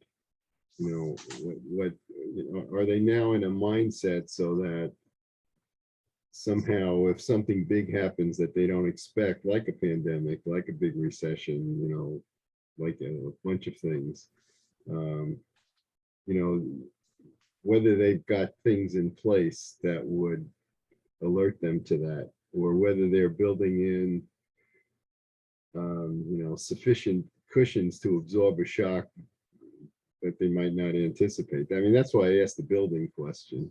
Are they going to be stretched thin so that the next time they get hit, they're going to have to go back to the charities again? I mean, they got bailed out like a lot of other charities. I mean, they had to depend on external funding to get through.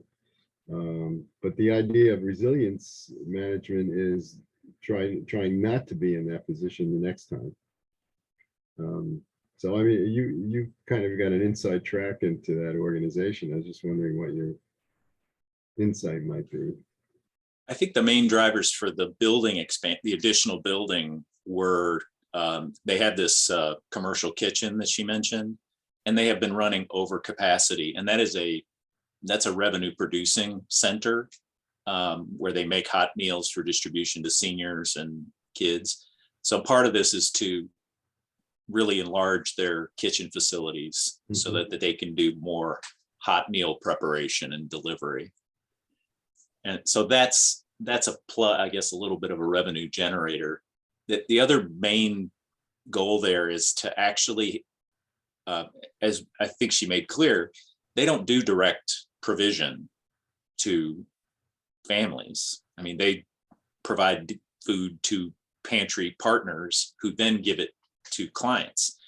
And what they want to do in this new facility is really have a demonstration pantry so that people can see what pantries can look like. So they want to operate one that's kind of a best practice, where it can be partly a training for pantries, that the 600 pantries that they work with, where they can see how to make food look good and make it good, friendly. So there's part of it that's training, educational aspect that's not going to produce more money, but produce higher quality services, I think, through the network.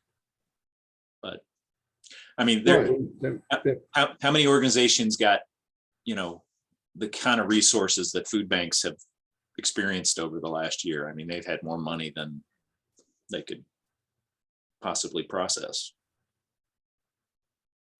But you're right that they're structured in a way that can respond to demand that changes up and down, because you could envision, suppose Build Back Better was really successful and somehow families were better off and we pulled a lot of people out of poverty. You can imagine the demand for their services maybe going down. Or it could go, in the other direction. But the fact that they are, kind of outsourcing the direct service to pantries makes them a lot more flexible. Yeah, if the child tax credit was really institutionalized, that would hit their core service population that are the regular users. And that could decrease demand. Yeah. But it would be scattered across. You can imagine, she talked about the two that were in the same community, and one service was going up and the other was down, Yeah. which begs the question, do we need two? I guess, do we have to have both? Maybe there's only enough demand. There could be a right sizing of the network of pantries. And that's one thing they do as a kind of convener or intermediary, is they analyze at the neighborhood level and look at how many pantries are there, what hours they're open, to make sure that if somebody's lives in a specific neighborhood, can they get food on a given day during, morning or afternoon or evening? And so that pantries aren't competing at the same times for the same people, rather increasing flexibility of the network. Yeah, but pantries can open and close more easily than if they were trying to do all this centrally and they had That's to right. maintain the fixed costs of the whole system. That's true. Interesting. She didn't mention, but one of the things I've said to them is that, a lot of agencies are jealous of food banks because they've got all these data and they're counting food in different ways. They've got, poundage and produce and, all the different categories and that sort of thing. And, they could have, the food bank folks have gone through this arc of what they measure from pounds of food to then converting it to meals. And Feeding America puts out a national study where they say how many meals were missed in each community. And so it's all about closing the meal gap. How many missed meals are there in Cleveland, and can we reduce that number? And they could stop there. That's where a lot of food banks are. But the Cleveland Food Bank is trying to go one level further, and that is to ask about food insecurity and figure out whether all this food actually reduces food insecurity in the people they work with. Mhm. And that's where they're doing more surveying and interviewing of clients about how getting food 3 times a year from a food bank location, how does that play into their overall food security story? Mhm. Yeah, Stuart. Well, I mean, I think the fit for a resilience strategy fits great because we're talking about an allocation of resources and kind of what Dennis suggested about forecasting future, events or crises. But I'm wondering if when they approached you to serve on your committee, was there kind of was there any kind of existential issue, or were they looking for an indicator of health rather than impact? And what was there something about what they asked you to do that had to do with their operations and efficiency? I think. Yeah, I mean, the main thing was the meal gap I mentioned. Their data showed that they had completely closed the meal gap in our region. That they had, with the quantity of food they were pushing out, they had fully addressed to zero the meal gap. So mission accomplished.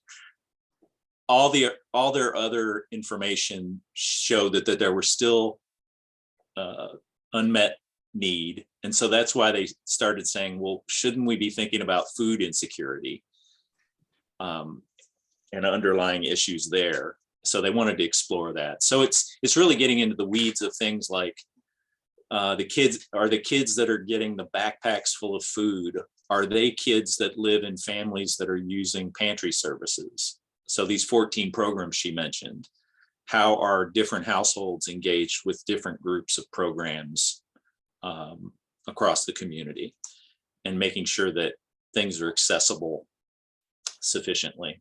So, yeah, I mean, I told them they probably could have sat tight on, when you say 52 million meals, I mean, that's a big number. That's a big number. Well, the other advantage that they have is that a lot of what they do is easily countable. Yes. And that's really not the case for many nonprofits, especially when we're talking about impact. Now, That's right. talking about food insecurity, now you're getting closer to the difficult problem that nonprofits often have in terms of separating their, their impact from the impact of many other factors that go into something like food insecurity. But they do start from a very strong place in terms of being able to implement data systems that can count on really hard data. Well, I agree with you, Dennis. And it's interesting because their own staff, I think they kind of reported to me about the tyranny of pounds. Pounds was the only thing that mattered. How many tons of food were we distributing? And there was no sense that pounds made a difference. It's like you couldn't really envision what that meant. So it led to an appetite within their own staff to ask a harder question. Yeah, They could have been satisfied with the data they had, but to push to the next level. So it's to their credit. Hi, Hunter.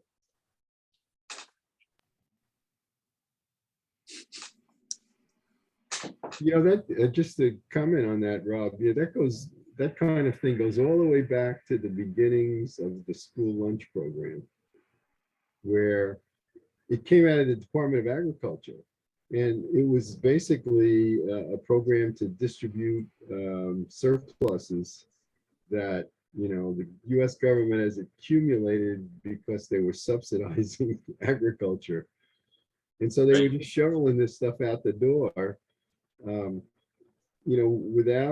without any real indication of whether that's what people wanted to eat or could eat even, or whether it was any good for them. And so the evolution of school lunch program is really along the lines of, hey, let's actually look at what we're providing here and what kind of nutrition in what form is really helpful.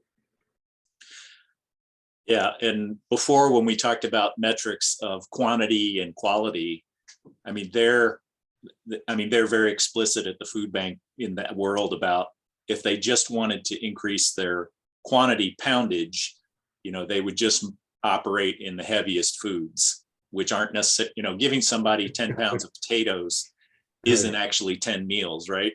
Unless I go back to Ireland. Potatoes all the time.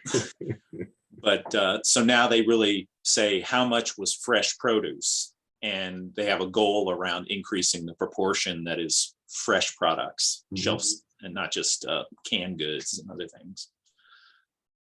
So, Yeah, it'd be interesting if they could develop some kind of a nutrition index instead of a pound index. How much nutrition are they actually delivering per meal, in terms of what you need for a good balanced diet. That'd be harder, but they could figure out proportions of vegetables and meat and protein and what they're actually delivering. Yeah. They do lean on Feeding America for a lot of that research. That's what led to the 1.2 pounds of food equals a meal, okay, regardless of what is included in the pound, essentially. Yeah. But yeah, it'd be interesting to see that, what they did there. All right. So I thought we would, I think we're at we were gonna take a 15-minute break here and then come back and push into our final segment for the day. So come back just a couple minutes past 2:30 and we'll pick up from there. Let's say 2:35. Yep, sounds good. All right. All right, thank you. We'll pause.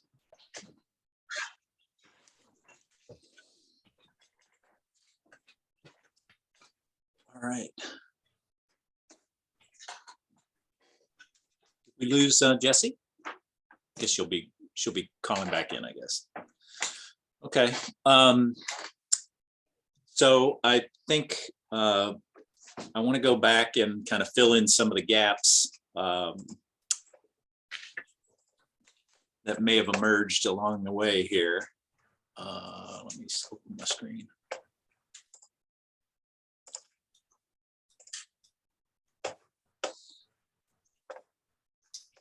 So this is where we left off. I mean, I think, you know, it was really good to see Jess's version of their kind of COVID dashboard, which, you know, prior to COVID, they didn't really have a dashboard. They had a big table that their board reviewed with not too much enthusiasm, I would say. But I want to go back to the idea of the car dashboard and think a little bit about, you know, how we're going to bring it together on our visual dashboard, but we've got these various markers. And I confess, you know, I started thinking about all the indicators on our car dashboard and how they relate to the nonprofit organizations. And some are like for me, one-to-one kind of correlations, like fuel gauge, you know, is maybe our cash reserves, that kind of money stuff. RPMs, you know, kind of, I think of that as like staff effort, how much staff burden there is. Speedometer is like maybe a measure of effectiveness. Trip meter, like progress on our strategic plan. You know, you set your trip meter and then you reset it periodically to measure, you know, progress towards some destination. And then you got to, and these are things that we might look at regularly, or with maybe more frequency, I should say. And then you got some other things that you don't really look at, like your odometer might just be, you know, your time since founding, since your first IRS determination letter, or some measure of reputation of your organization. Things like lights, you know, is your vision, mission clear? Can you see your way forward as an organization? Things like, you know, are you in gear? What gear are you in? Are you parking, driving, reversing? To me, that's about leadership, both staff and board. And then you got things like true, I guess, what we would call red flags, like, is your emergency brake on? Is it your check engine light on? Your door ajar? Your tire pressure low? You know, I think those are intuitive in that they really do signal to us we have to do something immediately. But many of the things on the dashboard are, you know, as Dennis asked the question about, you know, where it's really good to see point in time data, but how much of it is historical, so that you can understand directionality of a measure to know whether this is a slow creeping trend, or you know, whether you can anticipate what the trend line is going to look like going forward. So just a quick aside guide on dashboard work. I mean, obviously everything's getting quantified here, and food banks are notorious in a way in that, as Dennis mentioned, everything they do in a way is readily quantifiable, because it all ties back to some distribution of a product that can be counted and weighed and all. And that's you know, not true in many of the domains that we work. I think we've struggled to get to measures of output in some spheres, but even when we have outputs resolved, whether it's classes or sessions or information packets or website hits, whatever those things are, you know, we still have to make another further leap to how does somebody getting one of those outputs lead to a betterment in their status or their outcome of importance. But for the purposes of the dashboard, we're really talking about things like counts, true counts, raw counts, means, and proportions. And so we're going to have to calculate these things. Counts are pretty straightforward. We're, you know, pretty much summing up these numbers from perhaps different service lines. Means now require us to divide something by something. So if we want to look at time to handle a service request or how long a client stays engaged with us, now we have to do a calculation. And then similarly, a proportion, percent of it could be a percent of a target or a percent of a total. But those, we have to think about what that denominator is. And so I guess there's no right answer here other than once we decide what the right denominator is, we have to replicate that same calculation over time. And unfortunately, I've encountered too many organizations where that calculation is often passed among people and it's done differently.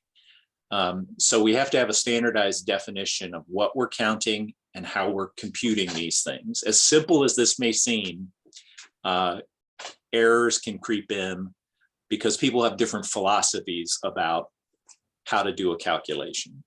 So just an example would be, an organization that says our average client gets, 3 units of service from us, 3 pantry visits. I've encountered organizations where they would, in that calculation, exclude people who maybe only had 1 service episode. Not true in the food bank world, but in some organizations, they may not consider somebody a client until they've reached some point in the service process. And so they might exclude those from the calculation. So that would, in a way, make it seem like people are getting longer service experiences if you excluded a group that was very low service because you don't count them as having been served. But that's a discussion that you have to have in the organization about what's the right calculation. And it may be that there are multiple metrics because there are differences of opinion in how to do that. So you just have to have a meaningful discussion about, what's going to end up on the dashboard. So since she just blanked out the financial data, I feel guilty about showing it, but it was already provided. And just looking at what she shared here, some of this, I think we're probably naturally drawn to these trend lines that maybe show a prior year and current year performance, which can be really useful. This one that shows on the right, kind of their the growth in their service population over the prior year and then this year, really showing that they had a lot of new clients turning up, primarily through their major through their major distribution point at the municipal parking lot. Was a point of advocacy and a point of in their policy advocacy work. But also makes me think about they serve a lot of people who only need food bank services a few times a year. So how do you build and ensure that you have a network to serve what ultimately are a very large number of infrequent users, but also meets the need of a small group of high need users at the same time. And so I think that's something they're balancing in their work, is how to not overbuild a network, but have that be right sized to meet very different kinds of demand for food. I thought it was interesting that they also had their direct service data down in the lower right. Some counts, some stacked bar type things. A lot of these are just counts. I'll just mention on the SNAP applications, one thing she did not mention is, they when they started doing this work, their idea was if somebody has food insecurity, they can keep coming to pantries, right? But a more durable way to address that food insecurity is to get them connected to SNAP benefits if they're eligible. So that makes sense, right? So they started to rapidly help people apply for SNAP, but they had no way of knowing at this point whether people actually got SNAP. All they knew is that they assisted people in submitting to the county Job and Family Services Agency an application for it. So after some rigmarole, they were able to get a data sharing agreement with the county agency where they could then look up clients as a like a designated intermediary to see what happened to their application. And they were horrified to realize that I think over the first half year that something like only 30% were actually approved for SNAP benefits. So up until that moment, they were taking credit for, 100 people we helped apply for SNAP. Hooray! And here's how much food they should have gotten. When it turned out only 30% of them actually got through the process. Many of them were, the agency was sending out mail to old addresses. They were scheduling appointments and then clients missed them, eligibility determination appointments that then the client missed because they never got the letter. A whole bunch of bureaucratic misses that led to that. But that push to get additional external data allowed them to then better monitor and ride herd on applications that they had helped submit. So, I think that's the reason we don't see that on a dashboard like that is a lot of this reflects what staff effort has happened, not necessarily its success or impact or outcome.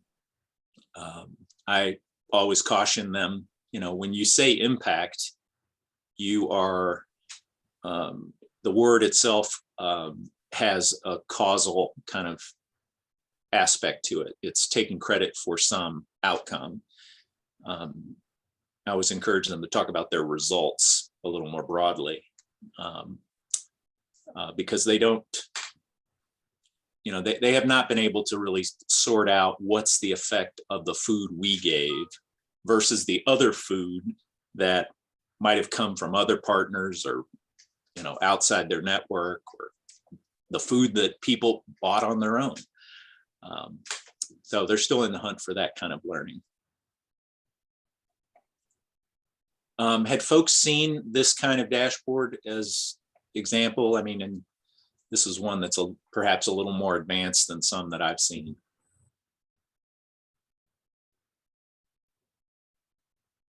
Dennis, you're off mute. Are you just getting ready? Oh, I can jump in with some comments. but, Sure, go ahead. One thing, when you use the call center idea, I started thinking about the new health apps that people have on phones, and it'd be nice to get data on blood pressure to people that run call centers. But that's just an aside. If you really want to get customer satisfaction. The way I've been thinking about dashboards, and maybe this is kind of the next step in terms of trying to customize dashboards to really focus on resilience, is to think about, kind of the danger signals or margins of error that you might have along all these different dimensions that we've been talking about. So, maybe I'd like to see what proportion of my assets are liquid, or what proportion of my costs are actually fixed versus variable, so that if something comes along, I can pull back quickly, or how diversified is my income, so that if one income source goes down, I've got other things to lean on, or do we have alternative technologies? We get like the food bank, they figured out very quickly, and a lot of nonprofits in the pandemic figured out very quickly another way of doing business when they couldn't have people come to them and be in a facility. But having having that sort of thing on the dashboard in terms of, are my technologies redundant, or if I can't use them, what am I in trouble? Networks too, how redundant is my network? Yeah. If I'm dependent on certain links and they go down, do I have others? And maybe we could get a measure of that. And finally, how much of my staff is permanent and on permanent salary, and I can't really do very much about workforce or salary adjustment. But if I had that ratio of permanent staff to contract and volunteer staff, I might have some indication of my resilience. And each of these things, we don't know enough, but each of these things, there's a danger zone. I mean, we know if you're dependent on one source of income, you better think about that. Or if all of your costs are fixed, you better think about that. Or if all you've got is permanent staff, you better think about that. Or if you only got one link in your funder network, you better think about that. So I'd kind of like to, see over time whether people could think about a dashboard actually very much geared to this notion of margins for error along, various lines in which one must be resilient if something comes along. Well, when I look at the lower right where it says fundraising above budget, it's 11 million. To me, that once they put that on here, it's almost like they're saying, don't worry about all those other measures right now. But I do agree that this is heavily programmatic and doesn't really reflect those other dimensions that we've talked about. Yeah, I mean, this is new territory, I think. I mean, there's experience with dashboards, certainly in the business sector and the nonprofit sector, more recently, but it's kind of ad hoc. What is it driven by? And it's driven by the data that we can get and sort of intuitively what we're interested in watching. But maybe in the future we need more of a framework for it. I agree. Okay, well, let me just remind us again about, if we're starting from scratch, we want to be thoughtful in this process. I think we have a lot of guidance about candidate, both domains and metrics that could be on the dashboard, but we have to have kind of a vetting process of not just what we think should be important, but also what leadership, and including our board, agrees are essential measures. So everybody has to have their be able to weigh in on what's there. And we do have to accept that we're making this trade-off between having a real-time dashboard and the reality of how the data become available to us. So I think everybody would love the idea that we're looking at the dashboard as of last, Friday. But because of how the data are collected, maybe they're initially, ideally they'd be electronic. In the food bank world, they could pull a real-time extract from their pantry track software and see how many people were served yesterday, for example. But a lot of organizations, there might be an initial paper record, and maybe, in time that gets entered into an electronic system. But you have to think about what process is required to get the data from where the event happened, where the activity was actually administered, to up through a supervisory chain in the organization to somebody who puts it into a dashboard. So we don't want the perfect to be the enemy of the good here. If we can't get a monthly dashboard, maybe we start with quarterly and see if we can get that to work routinely. And then if we're successful, maybe we can tighten up some procedures and streamline some processes that might allow us to get to a monthly dashboard. But an annual dashboard is an annual report, right? I mean, can we really prepare adequately from annual data? No. Except, if it's historical data that we're looking at for trends, maybe that's okay. But prospectively, we want more timeliness to it. And it's, while we might be ecstatic that we actually created the dashboard once, we have to see this as a learning tool, a management tool. It's a process, not a product. So we have to be willing to consider that some metrics will leave the dashboard because we've realized either they don't change or they're not thing we thought they'd be interesting to track, but maybe not, or other things enter the dashboard. So it does have to have some life to it in that it can change over time. And then lastly, that we want to be able to build this as a tool that can be sustained in its use.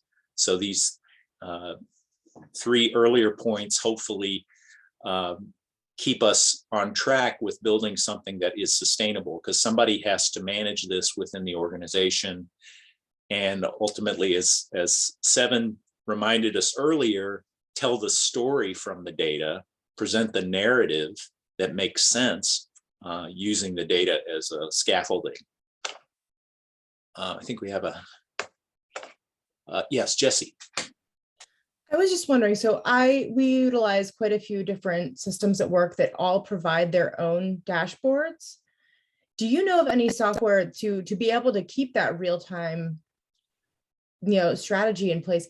Do you know any software or anything that could, pull information from multiple sites to provide an actual, like just a more realistic dashboard in one location?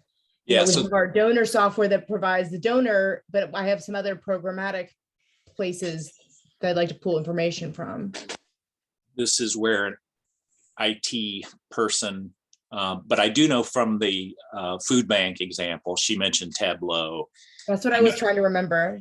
Yeah, and they're able to take from their pantry track system, their donor management, and they get an extract, and they've already set up what the graphics are going to look like in Tableau, but it refreshes the data from each of those sources. Great. Is it TABLOW?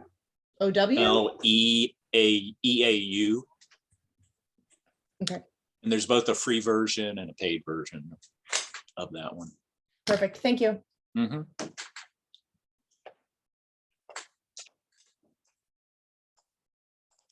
All right, and now 2 reminders. One is from Dilbert.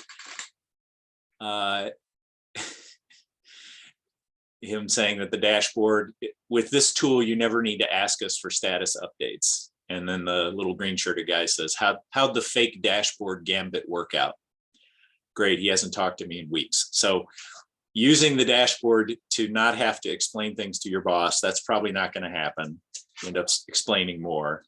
And then in this one, Dilbert says, his boss says, I noticed the project dashboard you wrote for me never changes. That's because our projects are always doing great. And he realizes it's a static image in it, isn't it? He's like, yes, you should have thought to ask me that 3 weeks ago. So the dashboard has to get refreshed.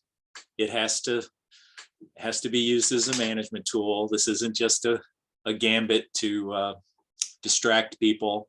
In the resiliency thinking model, this is a way to keep ourselves honest and organized to really be true to all those different domains of resilience that we think are important.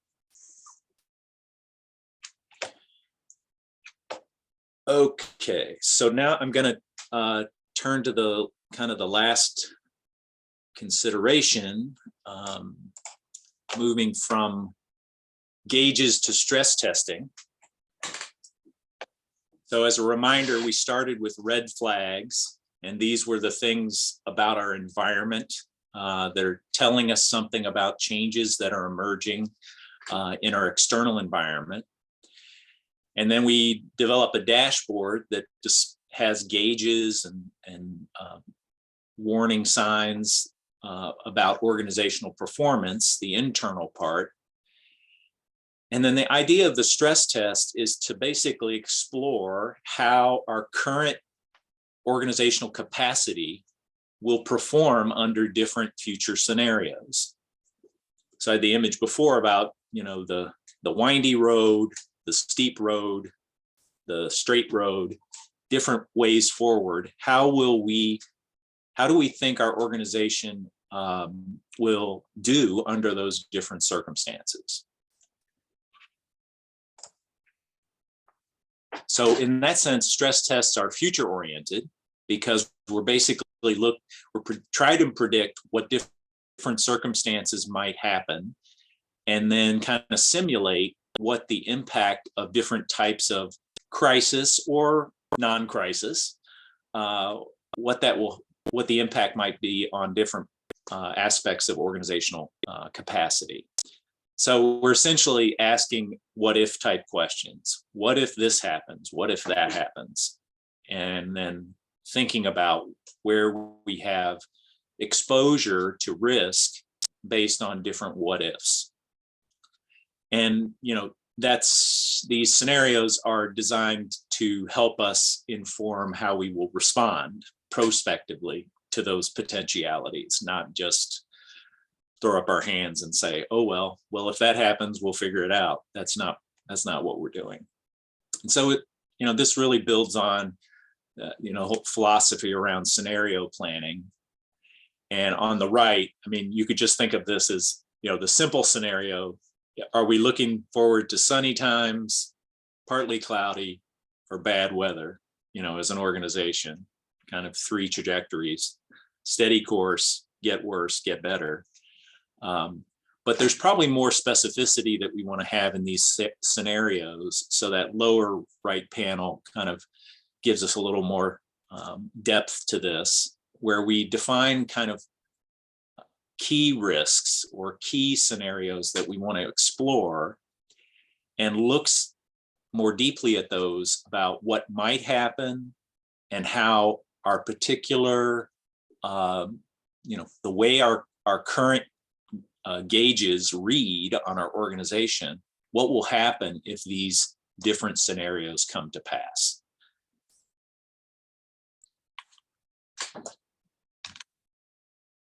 Okay, I apologize for the small print here, but hopefully if you want to look at it in the version that was shared earlier by Stuart, you can use that. So this again is an illustration from Elizabeth and Dennis that kind of gives us some sense of what we might be doing. These are only examples. The organization would need to flesh out their own potential crises or something short of a crisis that they would want to explore, but there could be scenarios that are relevant to each of those domains that we've talked about, and some of them might impact multiple domains of resilience. So across the top here, you see, okay, the what if question, what if this happens? And then thinking through what would we do in the short term if that happens? What else could be the effect of that thing happening? And what should we be working on preventatively to guard against that scenario taking place? What can we do now to build better resilience towards that potential outcome? So early on when we began talking, we looked at red flags where it was something like, what if there's bad summer weather, summer storms come, or in those cases, we're getting kind of shorter term sense of what might happen that we should guard against. But those might also come to be something that appears in our stress test. So what if those summer storms now become the norm because of global warming and shifting weather patterns? And now we're going to be susceptible to that reality routinely. It's not a fix just for this summer, but it's a fix that we need to have. We need to change our the way we do business in relation to it. So we could explore those different scenarios through this kind of thinking. And whether it ends up in a table or again, it's a narrative discussion, that doesn't really matter. It's about testing the limits of the organization, given where we are now, against future scenarios that we think have a likelihood of occurring.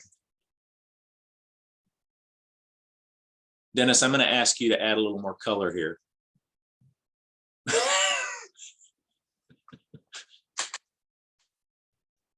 Oh, yeah, you're on mute there.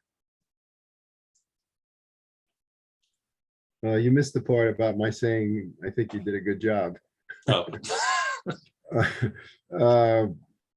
But I think the main thing is that this is something that not only, should be customized to every organization in terms of envisioning various kinds of contingencies and what its vulnerabilities, might be. But again, this is key to each of the different margins of resilience that we've talked about throughout the program here, and asking, I guess behind this is, suppose there's a pandemic, suppose there's a recession, but then this translates it into specific margins of resilience. So, what happens if, there's an economic crisis and the financial value of our investments go way down, like happened in the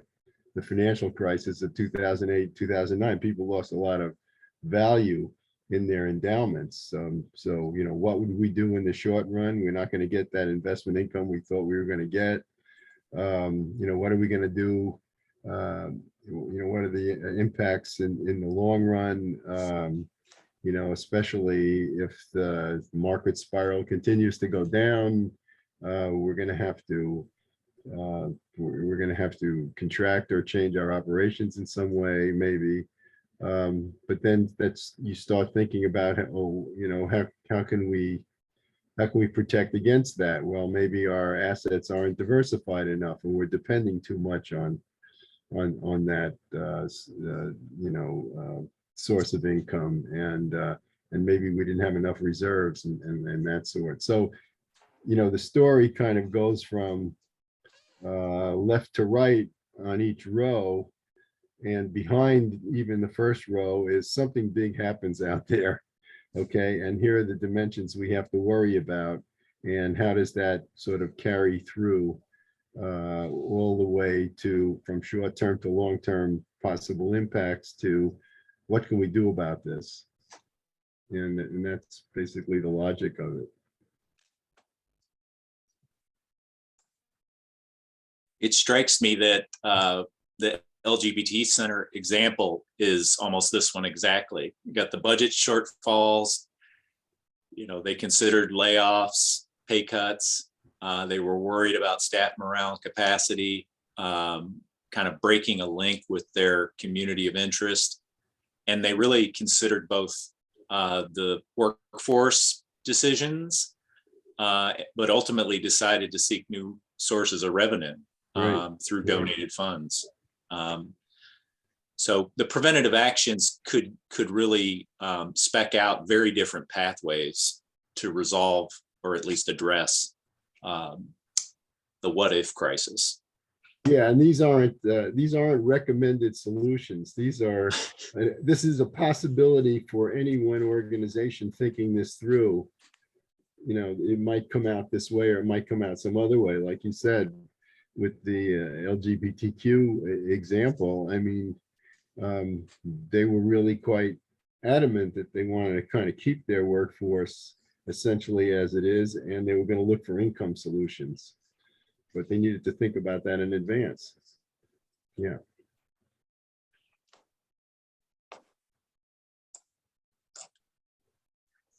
Okay, I have just a few more. Actually, my final few slides here. I wanted to make a pitch for this broader construct of kind of the learning organization, and not have this dashboards and red flags be in any way separate from the an organization's culture around using data. Because I just want to remind us, you know, many of our organizations are already doing some of this in strategic plans, regular reporting, accreditation audits, doing selective program evaluations. So it's not like we're not already stirring the pot with a lot of things that could be really important metrics to track. But the problem is we have tended to not really do sustained methods in these areas. We do them very episodically, one-offs, and it's hard to learn from the one-off example, except as an illustration. But I think if, you know, from the leadership perspective, if you're signaling that learning is important and you can't be resilient without good learning strategies, and whether you see this as entrepreneurial or innovative or not, it's essential to really, I mean, we always said we want to have a sustainable organization. You can only be sustainable if you're resilient. If you're brittle or feeble or, you know, not responsive to environment, you're not going to be sustainable. So resilience is just that way of reminding us that we're trying to use data to inform our decision making, to, you know, ensure the mission gets done over the long term. And as much as we are protecting against crisis, I think COVID has taught us that we can learn new things during crisis. You know, we've learned about what funders will do in crisis. It's provided some flexibility to some organizations that they didn't have before.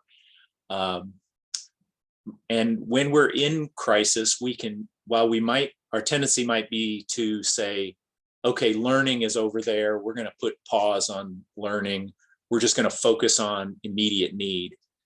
I think we want to make sure that we also try to learn from those adaptations that we're making to crisis, because as we have learned over the last 2 years, there are some things that we can carry forward as better methods, you know, whether it's hybrid, you know, virtual, in person. Jessica mentioned, you know, some of the adaptations that are going to continue in the food bank world. There's some better ways of operating that we can now carry forward from this, even if things go back to some version of normal. So I like to think about what have we learned about doing the work during the crisis, but then what have we learned about what we can carry forward after the crisis? Because, you know, it may be that we're in a different world. The world has changed, but it also might mean that we were kind of stuck in old ways of thinking and we should have evolved anyway, but we never could get there. So the only thing I want to mention from this slide is we've heavily emphasized quantitative methods through this conversation today. A lot of what these red flags and tests will require are going to be driven by quantitative data. But I do want to make a pitch for how we include in this some qualitative methods to make sure that we are in sync with our population of focus, that we are listening to the authentic needs of clients.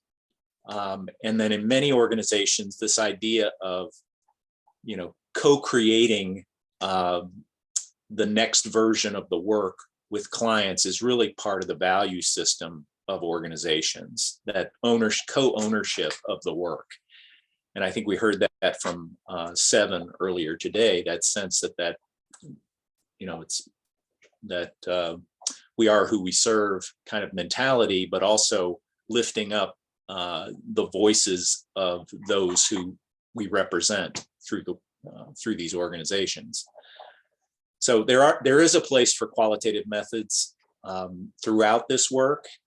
A lot of those numbers that we looked at even on the dashboard, they may not mean a lot, but when I've seen those presented to boards, they always illustrate with case examples with, families. Here's what this looks like in practice. And that's where people respond to, oh, okay, I get it. I get how we're changing our work in order to respond to real family needs. I think I have one more slide. Okay, I'm gonna skip that one. That's kind of a redo. I'm gonna stop before I do these and see what, I mean, we've covered a lot. I just want to see what other questions folks have or comments, anything about taking away some of this to your own work, anything you're struggling with. Do you see a path forward to moving from the conceptual resilience to the how could we track our resilience? Anybody? Jesse? I saw you reaching for the space bar, so I'm calling it. Oh, okay. I don't really have anything to say right this second. Well, I'm gonna that's okay. Gabriel? I mean, I kind of feel like same boat as Jesse, but I mean, just putting it in more of like like you're saying, a quantitative, like you can monitor it, you can, do a dashboard, something where you're seeing the big picture and be able to build a resiliency strategy out of that, I think is very valuable compared to getting like very granular, very, program based, looking at only like each division as a whole, like as its own silo, kind of making it all into one I mean, it's very beneficial. I feel like that's exactly kind of the role I'm getting myself into at my place. So it's a lot of what you're saying makes a lot of sense. So I think that's partially where I'm struggling, is because so much of my data is not number driven at all. I mean, yeah, I think what I've really come across, I was looking on the opportunities during the crisis slide in particular. I mean, the biggest thing that I have learned during the last 2 years is that what my constituency needs is time. They want you to check in. They want you to give them a call and say, whether it's the 95-year-old woman who's now sitting at home by herself and is not getting to see her family or friends, and we need to bring her meals, or it's the young family who just moved to town just to have the world shut down as like a week after they moved in. They want to have an opportunity to connect, and that just having that phone call, and even if I'm not doing the talking, I'm the one doing the listening. Yeah. It's the connections that are driving my organization at this point in time. Right? And is that coming at, if you're having longer conversations with the people you do reach, are you still expected to reach the same numbers of people? You'll be right back. He'll be right back. Okay. Thank you. Mommy does not need the fire truck right now. I have a lot of carte blanche of what I do and how I do it. And that's, I think, one of the great things about my organization. I do. Mom, can you come grab him? Let's see, Bubby. Come on, honey.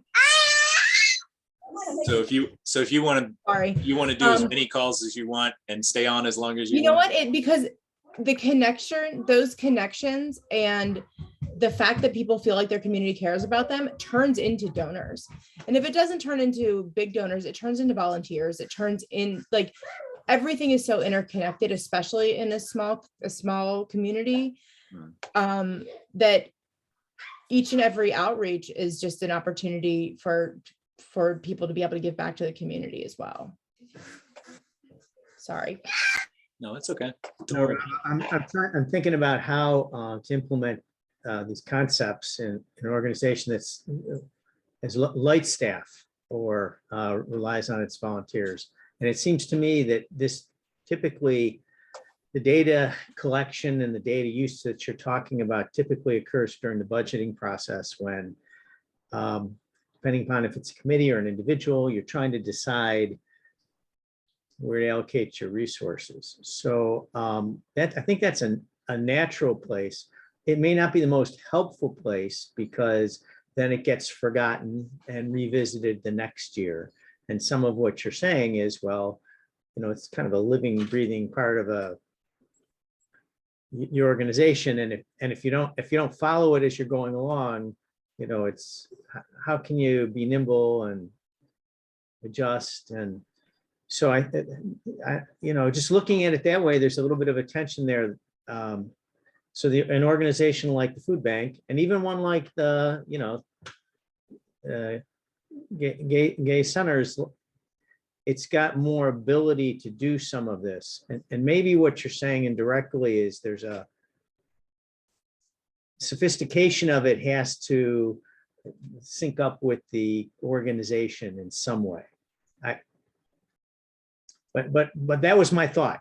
Yeah, I totally agree with you. And that goes back to what's the right sustainable version of this. And that has to be linked to what's the current capacity of the organization. So if we have no paid staff and it's a total volunteer operation, you've got a much more bare bones version of this versus, a $20 million food bank.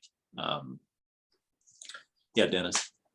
Yeah, I mean, I think it's easy to get into this and get overwhelmed with a bunch of numbers coming at you and using software or technology or whatever. I don't think that's the place where you start. I'm not even sure you start with the budgeting process. You start with, what is it that you really should, what do you want to know in order to feel comfortable moving forward and feeling that your organization has the capacity to, get over the bumps that might be coming your way. And, that's conceptual. And then you sort of build from that to, well, what information, do I have or might I get easily to help me along in that direction? And that, not just to, jump into a highly complicated technical system. There'd probably be a lot of information that you might want to get that you don't feel capable of getting. And, there are people like Rob and others around. There are consulting firms that can help but I think it's important to first start with, just simple questions, what happens if one of my revenue streams goes down? What happens if the internet goes out?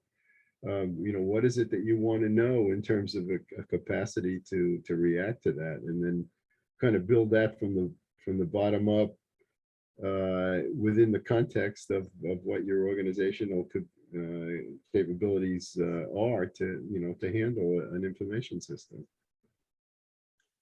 Yeah, I agree. And I mean, to go back to this starting place, I mean, before you start worrying about populating a bunch of dashboard metrics, just thinking about what do we know about what's going on with the environment? How do we take stock of that? What do we know about internal operations? How are we currently monitoring that? And then ultimately, at some point, and this doesn't necessarily have to be data driven, but this idea that we've got different scenarios about what might be happening over the next year or two, and how well are we prepared for those different, and you could put, likelihood rates on each of these. How likely is it, scenario 1, 2, 3, to figure out which one do we need to be most prepared for, to feed back into our investments in the kinds of capacities that we're going to need. So if you get anything out of this way of thinking, I think that's the starting place. Yeah, go ahead, Jesse. I'm just to be clear, are we to be assuming that the third road is haunted? I just thought that was pretty. I like those trees, but I thought maybe it's going to be too cool. Should have put a snowy road on there for sure. Well, if you don't have a sense of humor in this business, you're in trouble, so. Rob, was that a Saturn? Was that? Oh, that it may have been, yes. As long as it wasn't a Corvette. Remember those? Well, I think I have I've to tell come to you the something. end of. Yeah, I have to tell you something funny about my car. Oh, Well, no, but you know, we're thinking of the dashboard, right? And it's an old Mazda, and there was just a recent recall, and the recall was for the button right in the middle of the steering wheel. You know, thinking of dashboards, because apparently in some crashes, that button broke apart into, you know, like shrapnel as the airbag oh my God. came out. So there was a case where the dashboard wasn't exactly doing you a favor. Not an endorsement for the car. Well, it's been a great car and I had the thing replaced, so I don't want to complain about that, but yeah, it's funny. Sounds like a duct tape solution just over there, covered up. Yeah, well, they put on a new piece. Oh. Nice. Rob, you were giving signs of closing up, and I wanted to say something before you did that. Yeah, sure. Two of the three people that are want to receive certification for the program are on this call. So Dennis, I wanted to give you a chance to let them know what our plans are for the certification.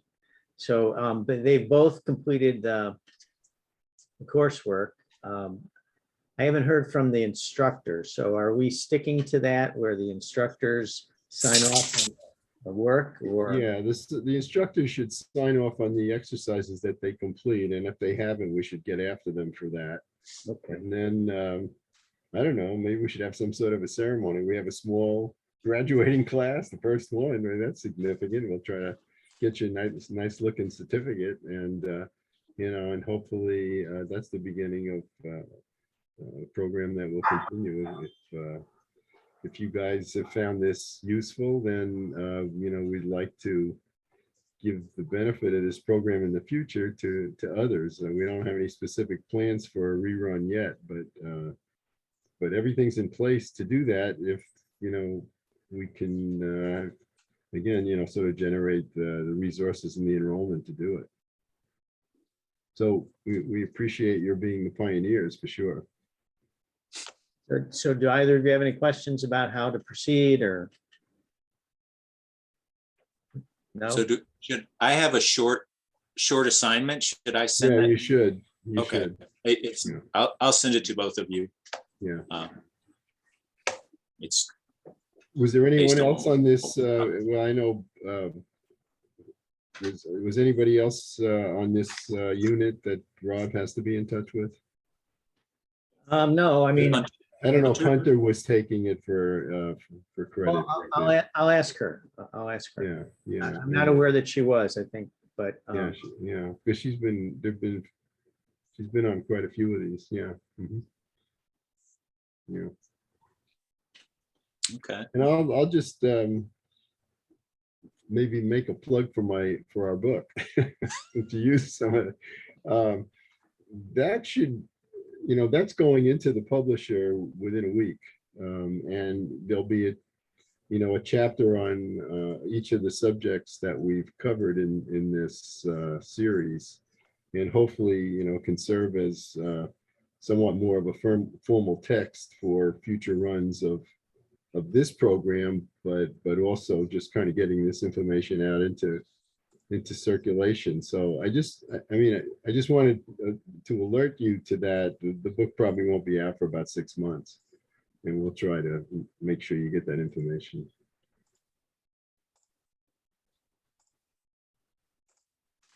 Excellent.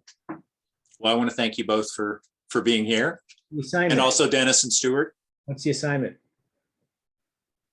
What? The assignment, you said there was an assignment? He's I'm going going to to send it. He's I'm going going to send it to. Yeah, I have it, but I Okay, haven't sent it yet. okay, all right. All right, thanks. good job, Rob. I really Oh. enjoyed both your presentation and the guests were I terrific. think the cases are interesting. So Yeah, hope you found that useful. yeah, absolutely. Yeah, nicely done, Rob. Thank you. Thank you very much. Thank you. Thank you. You guys take care. Thank you, Jesse Good and weekend, Gabe. everyone. That I was- hope you guys don't get, you can dig yourselves out.